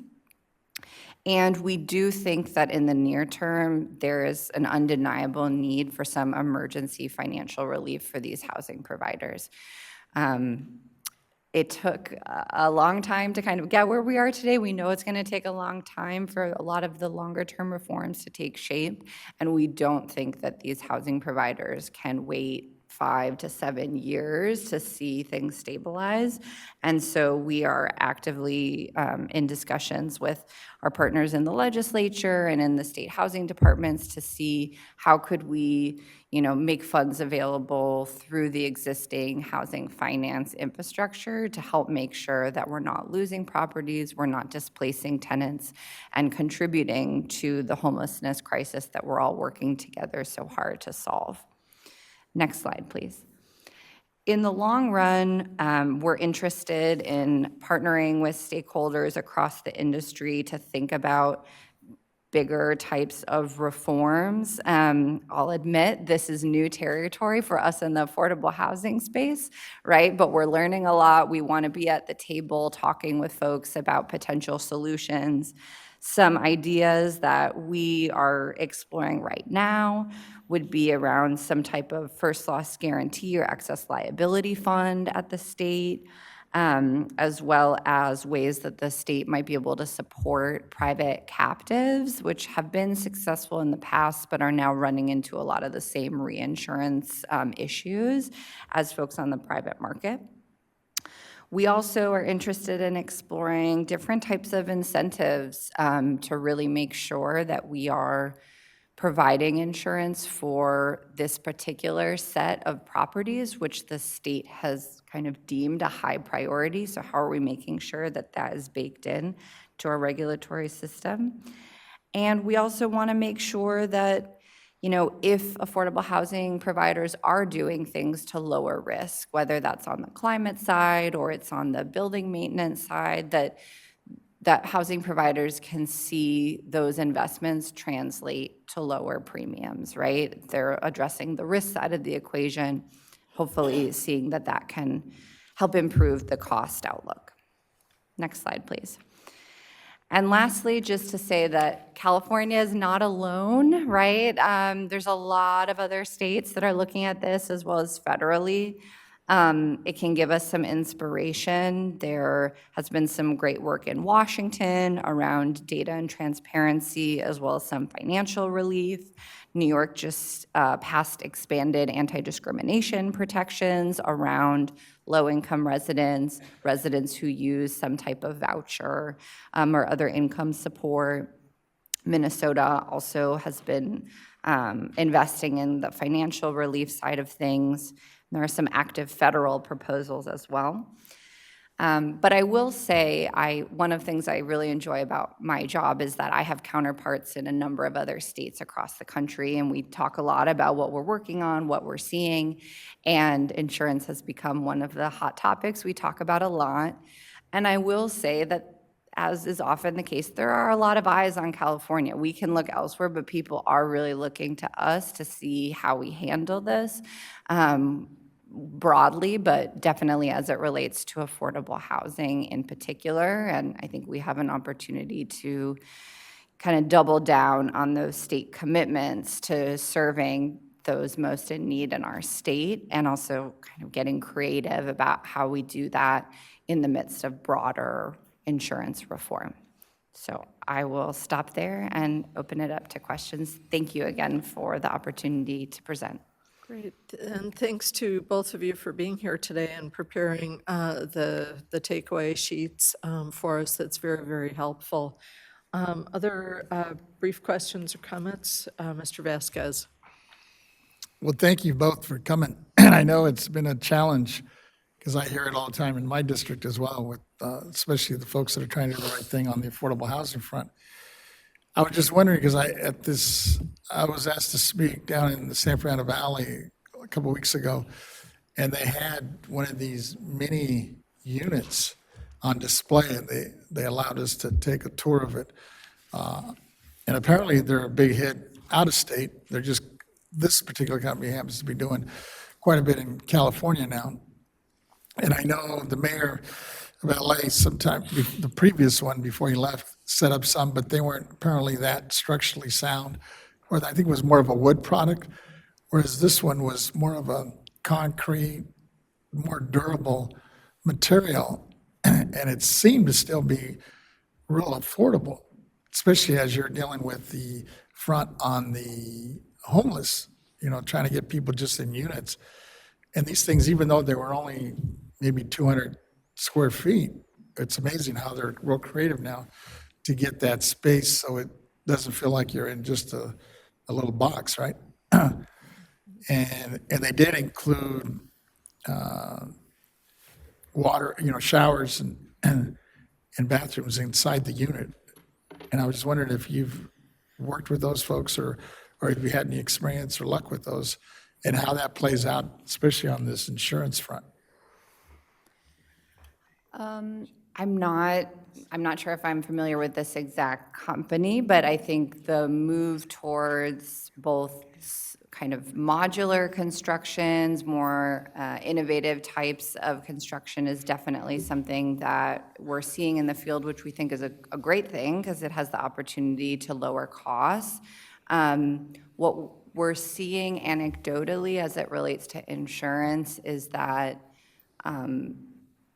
those types of innovations may or may not be incentivized by the insurance premium levels. And if anything, they can be more difficult to insure because they're kind of newer on the scene and folks aren't comfortable with them. I have been impressed by one of our housing providers that works in Sonoma and Napa counties, who they've actually been inviting their brokers and the insurance companies to say, come and take a tour of our property. Come see what this really means, because you might have an idea of what affordable housing looks like, right? But come see what we've done. Come see the ways that we're both getting creative about construction costs, but also mitigating risk. And I think they've seen some success, but there does seem to be a disconnect between, I think all across the state, we're trying to incentivize lower cost construction, faster construction, and that is often coming up against the exact type of things that folks are being told is the rationale for higher premiums. We're seeing the same for higher density development, that we're trying to incentivize higher density as a state. That is often cited as a reason why folks are not being insured or their premiums are higher, because there's a greater concentration of an asset, right? And insurers might decide that they don't want to take on that collective risk. So that's my 2 cents on that. No, it's interesting, but I especially because you were mentioning your comments about opening remarks that, there's a crisis coming and you can't, these folks, especially in your world, with the nonprofit world, are not going to be able to wait 3, 4, 5 years. And I'm just thinking what we do in the meantime, so you're not out of production. Because currently, the speaker before you mentioned that the construction cost is like tripled. I know before it was like 150,000 a square foot. What is your cost per unit these days on an affordable unit? Across the state, on average, I think you're seeing between 500,000 and 600,000 per unit, although there's a lot of variation, and that's a mix of local, state, and federal dollars. The state, on average, is putting in about 130,000, 140,000 per unit, but that matches, it gets matched Right. with other federal, private funds. That's what I thought. That's what I was hearing. And when I was talking to these folks, because these folks are doing these like prefab basically, but they seem to be pretty sturdy, and supposedly they've met all the requirements in terms of fire and safety and all those issues that they need for permitting. And they were coming up with, some of these units as cheap as 45,000 a unit, which is like huge. Especially if you come in the situation where you're saying, at least in the meantime, because you don't want to stop production, but if you're running against this crisis where you're not going to be able to move, or able to wait, 4 or 5 years down the road. Yeah, I mean, you kind of touch on a good point, which is there's 2 sides of how this is impacting housing providers. One is with the buildings they already have, folks are already living there, right? And they're just paying those operations year to year, and they're trying to figure out how do they keep those properties afloat. And I do think we need some financial relief there. But then the other is the pipeline of new projects, which are starting to stall out because the insurance costs, whether that's building risk or just the long-term property and liability, is kind of breaking their budgets. And I'll just add that that also creates another tension at the state level as operating costs rise as a result of increasing insurance premiums. The question of who covers those rising costs for future pipeline projects comes into play. And sometimes there can be pressure to maximize the number of new units that are brought online to meet rising homelessness and rising housing insecurity in the state. But at the same time, if we are going to be building sustainable, financially sustainable projects in the long term, the state may be forced to start putting in more money to cover those longer term operating costs. And so that increases the cost of production as well. Thank you. Okay, yeah. Members, other questions or comments? I'll Chair just Lee. really briefly add that I appreciate the inclusion of the issue of what we might call insurance justice for projects that are serving lower income, affordable housing and supportive housing. And I think for me, that's one of the things that really speaks to the need for a transparent public model of risk, so that it's not just a black box, but we can actually identify what is going on with the data modeling within it. So thank you for pursuing that issue. Thank you, Chair. Yes, please.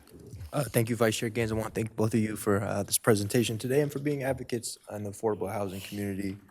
As somebody that actually grew up in affordable housing myself, I think it's very, very important that the most vulnerable Californians be protected and respected.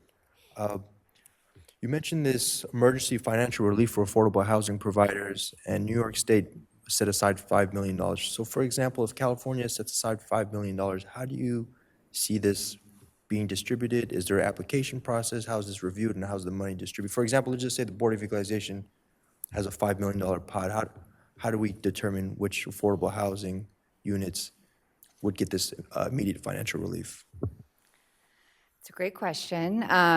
We are actually in the midst of doing a bit of a survey with housing providers to get a sense of, the relative need and kind of total dollar amount that might be necessary for the short run. But in general, there's, I think, a few principles that we would want to see in any program. The first is, if at all possible, having the funding made available through the existing affordable housing finance system, right? Like we have Department of Housing and Community Development, they have a number of core affordable housing programs that they're able to fund a diversity of projects through. Having some kind of set aside or special NOFA, right, through those programs can just help with getting the money out quickly, not creating additional, hopefully minimizing the additional work for the folks on the administration side and for the applicants, we think is a good principle to try to strive for. We would want to see housing providers demonstrate that they have significantly depleted their operating reserves and to demonstrate that insurance costs are a significant driver of those drops in reserves in order to kind of substantiate the need. But it's a little hard to know because I think if there was, depending on the pot of money, it could very well be oversubscribed, and then there would have to be some consideration of prioritization. And I think in that case, we would want to prioritize projects that have, kind of the greatest financial risk of foreclosing in the near term, and also thinking about opportunities to support organizations maybe across their portfolio. Maybe they can't get the full amount they need for every project, but how can we kind of keep them whole across their portfolio might be another way to balance that. Absolutely, absolutely. And coming from the controller's office, when the money is dispersed, following the money too, and making sure that it's used in the right spaces and right opportunities, and most importantly, making sure that people get housed in a timely manner. So I want to thank you both again for your presentation. And as you go along and collect that survey and that data, if you can share that with us too, that'd be great as we work on our own plan. Thank you. Great, thank you. Okay, any other comments?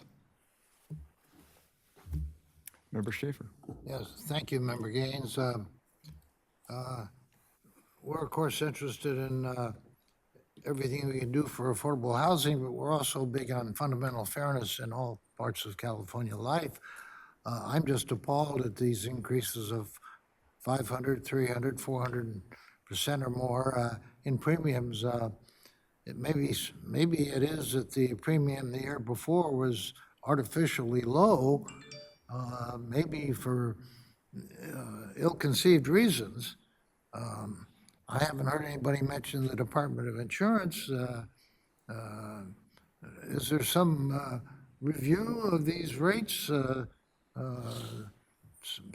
Don't we have some authority as a state government to try to make the insurance investors figure out something that'll work, that's fair to everybody? I know the big people in this are Warren Buffett, who is big with Chubb and Geico and several insurance companies. So these are reasonable people that are not trying to make a killing, but are trying to serve humanity. I mean, they turn around and give billions of their money to wealth when they die.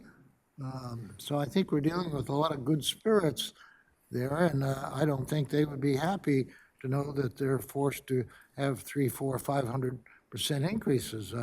Maybe you should have some type of insurance rule that increases cannot exceed 100% year to year without special review by the Department of Insurance. Is there anybody taking a look at the fundamental fairness of what's going on? It's a good question. I certainly cannot speak on behalf of the department. I know that there are existing processes that insurers must go through to get rate increases approved. My own experience trying to look at the data that is available is that there is not the level of granularity of the data available to really parse out perhaps what's happening for affordable housing versus the broader market. So to the chair's earlier point, to me, it speaks to kind of data and transparency. We want to push for policy that is evidence-based, and it's a little hard to understand exactly what the drivers are right now. So I think we are, we want to hopefully wait to be informed by that information, but it has been challenging to come by. I appreciate the fact you have something in writing for us too today. And one quick thing to add, and this statement applies more broadly than affordable housing, but there is a fine line to toe in terms of how much we're regulating the amount that the insurance companies are allowed to increase their premiums, because if they aren't able to find profit, then they'll just leave the state altogether, as we've already seen begin to happen. So figuring out where that line is, I think, a challenge that we're all grappling with. And my big concern is that these people are acting in good faith, and that's something we can't take a picture of, but we all have opinions on it. Yeah. Thank you so much. Great presentation. Thank you. Thank you. What a nightmare, though, in terms of trying to find the right coverage and to see those rates skyrocket so much. I don't know if any of your brokers have suggested putting together a specific plan for, like, maybe through an association. I know that there's a lot of nonprofit organizations that specialize in coverage for nonprofits, for instance, and then they develop their own program. The members kind of figure out what sort of coverages are necessary, and then they go to the market, they try to find a good match. But sometimes there's a self-insurance program where the entity, let's say a housing association, would pick up the coverage for a certain limit, and then you go out into the market to someone like a Lloyd's of London, and they kind of like the reinsurance description that we were talking about earlier. I've seen that used in a market, and then also developing a specific program that is providing insurance just for affordable housing. So they understand it, because I think there's often the wrong impression of affordable housing. And so if you're able to bring out an insurance company that would make a commitment, to insure the risk, but also the commitment to go out and see them and see how they're operated, because the examples you cited were beautiful facilities. So if there's anything that I could do to try to put you in touch with the right folks, I'd love to do that. But I have a feeling you're probably already speaking to some experts, and I don't know to what degree they're talking about other options. Could they create a program? Because that's what I mean, the insurance business, this is my background as an independent agent, but if you were my client, I'd be trying to figure out, how do I develop a program for affordable housing for the state of California? Maybe do it through an association where members would join, and then you could do some sort of self-insurance program, or you could negotiate with a carrier for certain types of coverage that would also be unique, probably, to affordable housing, and try to see if that would help in the marketplace. Yeah, we will definitely follow up. I think some of those kind of either private captives or risk retention groups is something that a number of folks have been exploring. Okay. And where I think because of the broader challenges on the reinsurance market, we're seeing a need for, Okay. what role can the state play to help provide some type of backstop or guarantee or help to seed to kind of get us over that hump. But it's really helpful to hear kind of the way you're thinking about it, because I do think it aligns with how a number of stakeholders have been thinking, how can we engage in the broader regulatory reform process and also recognize that we might need some tailored solutions that are really specific to the affordable housing industry. So we'll follow up, because I'd love to talk more. All right, very good. Thank you very much, Natalie Spivak and Justin Marcus. Thank Appreciate you. your Thank you. presentation. We'll now take a break. Mary? We still have one of your items still outstanding from this morning. We have Anna Buck is still on the line to make her presentation. Okay. Let us know what you want to do. How is everybody in terms of timing? And how's our staff? Okay, let's take it. Been waiting, yes. Wonderful. I see you on the screen. Hi, Anna, how are you? She's our Realtor perspective. Oh, good. Can you hear us? Hi, yes, I can hear you fine. Wonderful. Thank you. And you Great. Good morning. Yeah, let me just make a formal introduction here. Thank you so much.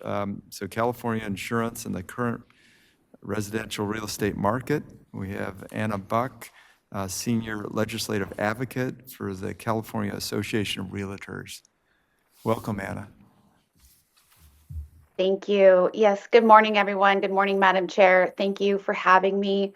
My name is Anna Buck, and I'm here on behalf of the California Association of Realtors, representing nearly 200,000 real estate licensees in our state. We're really thankful for the opportunity to present here today.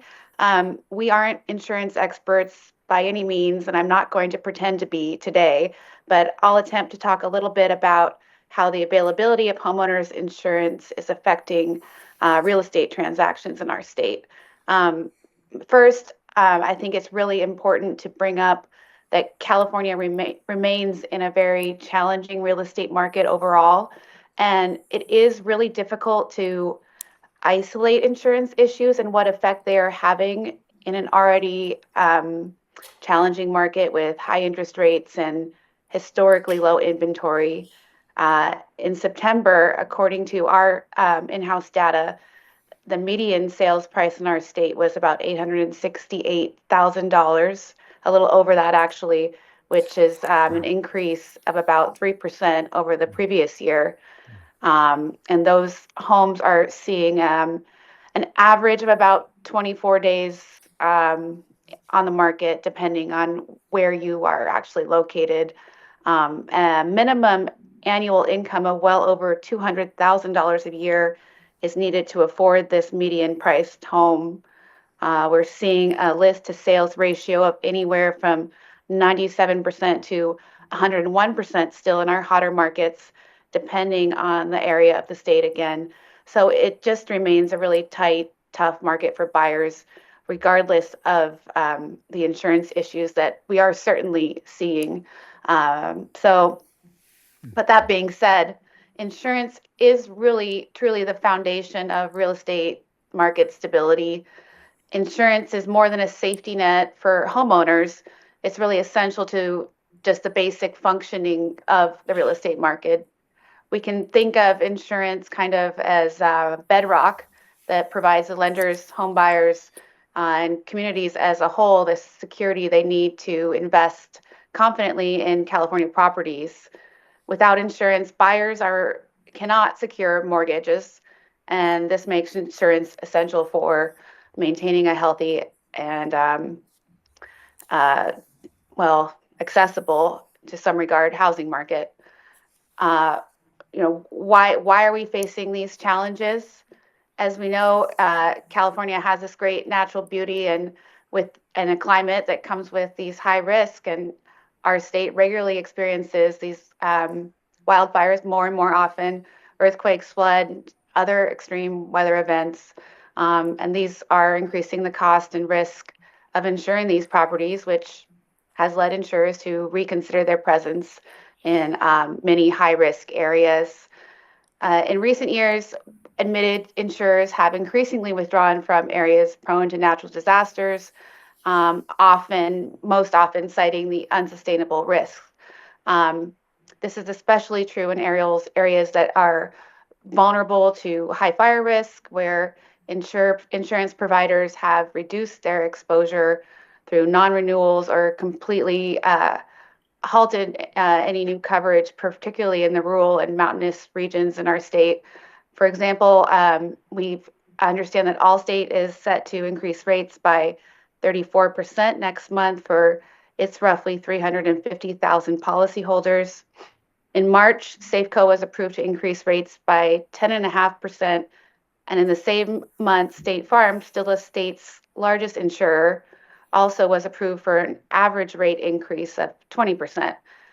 The FAIR Plan has also said that it will need a substantial increase in the near future to remain sustainable, but to my knowledge, they have yet to state how much of an increase they'll be seeking. So what's the impact of all of this on transactions? Homeowners are struggling to find affordable policies, and some truly can't find coverage at all that is affordable. The FAIR Plan, as we know, is California's insurer of last resort. And since 2019, we've seen an 164% increase in FAIR Plan policies. Right now, we're seeing 21% of buyers in 2024, as of this month, have secured their transactions with the FAIR Plan.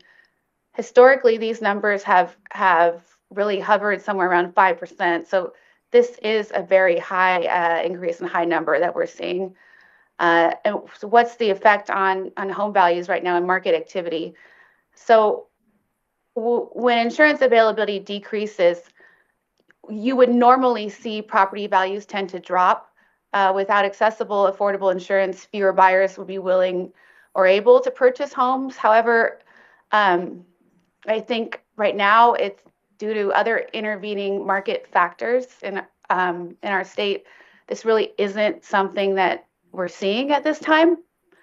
What we are seeing is an increase in reported realtors reporting transactions that have fallen through due to insurance issues. So in 2024, in our most recent housing market survey, we had about 13% of surveyed members see one or more transactions fall out of escrow due to insurance issues.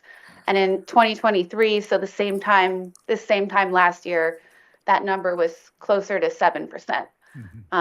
Again, in 2023, our survey showed that 16% of overall buyers surveyed had a difficulty accessing insurance, and in 2024, that number was 34% of buyers having difficulties. However,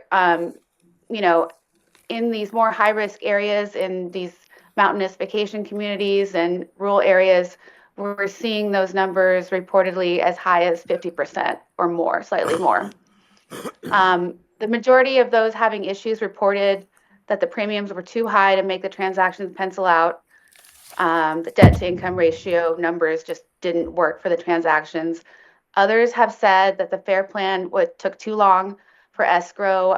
They saw their rate locks released due to issues with the FAIR Plan at the time, or simply that coverage was, they were simply unable to find affordable coverage. So for those who own homes outright, we know that they're able to go without insurance. We're seeing that happen more and more, leaving homeowners financially exposed, which is just a really terrible thing if and when disaster does happen. For new buyers, our latest data is showing that right now in our state, we have all cash buyers making up about 25% of the current market, and those buyers are able to close their transactions without having home insurance in place. We're seeing that happen. However, we don't have data on this, but talking to our economics team, they see it's still very highly unlikely that these buyers are foregoing insurance altogether. So this, I think everybody that I've spoken to really believes that percentage of people purchasing without insurance is still very, very negligible. As insurance costs rise and options are diminishing, obviously homeownership has become even more challenging, especially for first-time home buyers and anybody with any limited means at all. Here in California, we are already so stretched thin with our housing dollars. More than 20% of California households spend more than half of their income on housing costs, which obviously includes your insurance premiums. And those premiums are pushing the total cost of homeownership just simply beyond reach for many, many Californians. So you're just seeing more and more people, not purchasing. And we're seeing a less accessible market, and that's just continuing to contribute to our state's ongoing housing crisis as a whole. And talking to our economics department, they're projecting an overall increase in the high single digits next year for insurance premiums overall the carriers. Obviously, there are just hugely broad economic consequences for things continuing down this path. And you may potentially see a tipping point where at some point you would see the state experience real estate stagnation. Again, due to our unique market conditions, this certainly isn't something that is happening yet or that we're even foreseeing in the near future. But without addressing these issues, that certainly remains a potential. What policy recommendations do realtors recommend? We want to incentivize insurers to remain in this market. We fully support the insurance commissioner's sustainable insurance strategy, which seeks to create reforms that are meant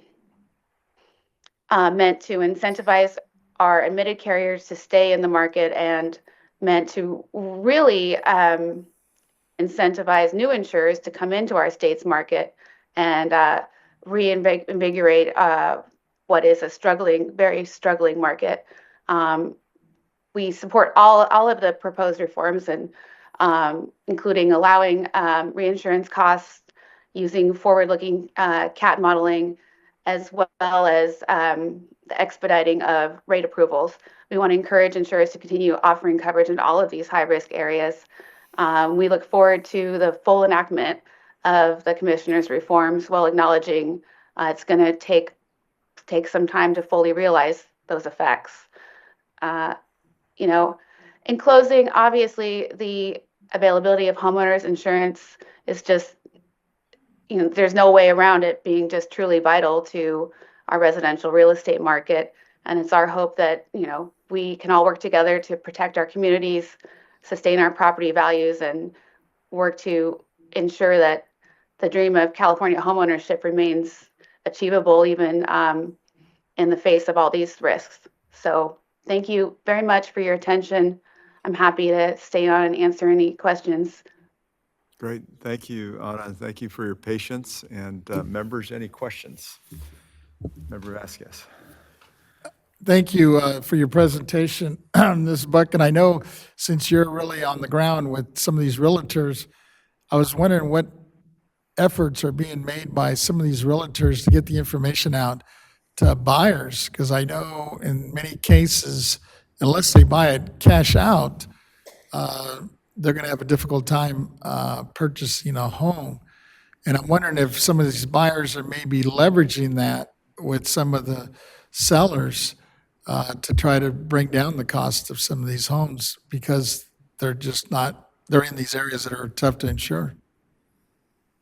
Great. Yeah. So one of the things that's happening now, that I would say was not necessarily happening in the past with real estate transactions is that more and more often insurance is going to be one of the top first things brought up by your realtor before, I would say maybe before 2017, 2018, the cost of insurance in your home transaction was mostly kind of an afterthought. And nowadays,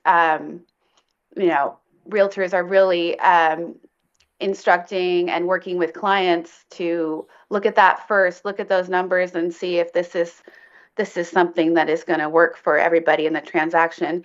And then as far as working with sellers, one thing I always tell everyone is that nearly everything in your real estate transaction is negotiable. And we always encourage parties to come to the table and look at, different aspects of the transactions, what can work. In certain areas, we do see seller credits being offered for insurance issues.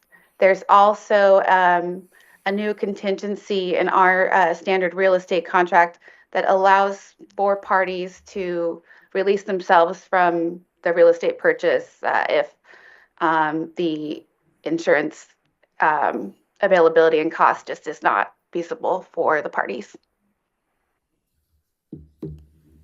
Wonderful. Okay, other questions? Seeing none?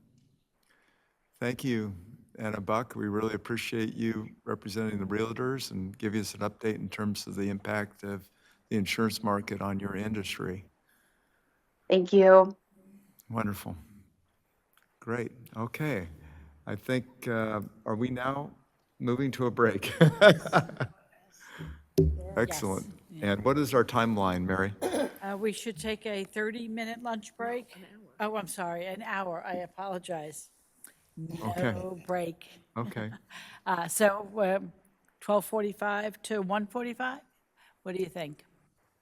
That clock up there is off a little bit. Oh, it's off. Thank you. Yes, Okay. Yes. Yeah.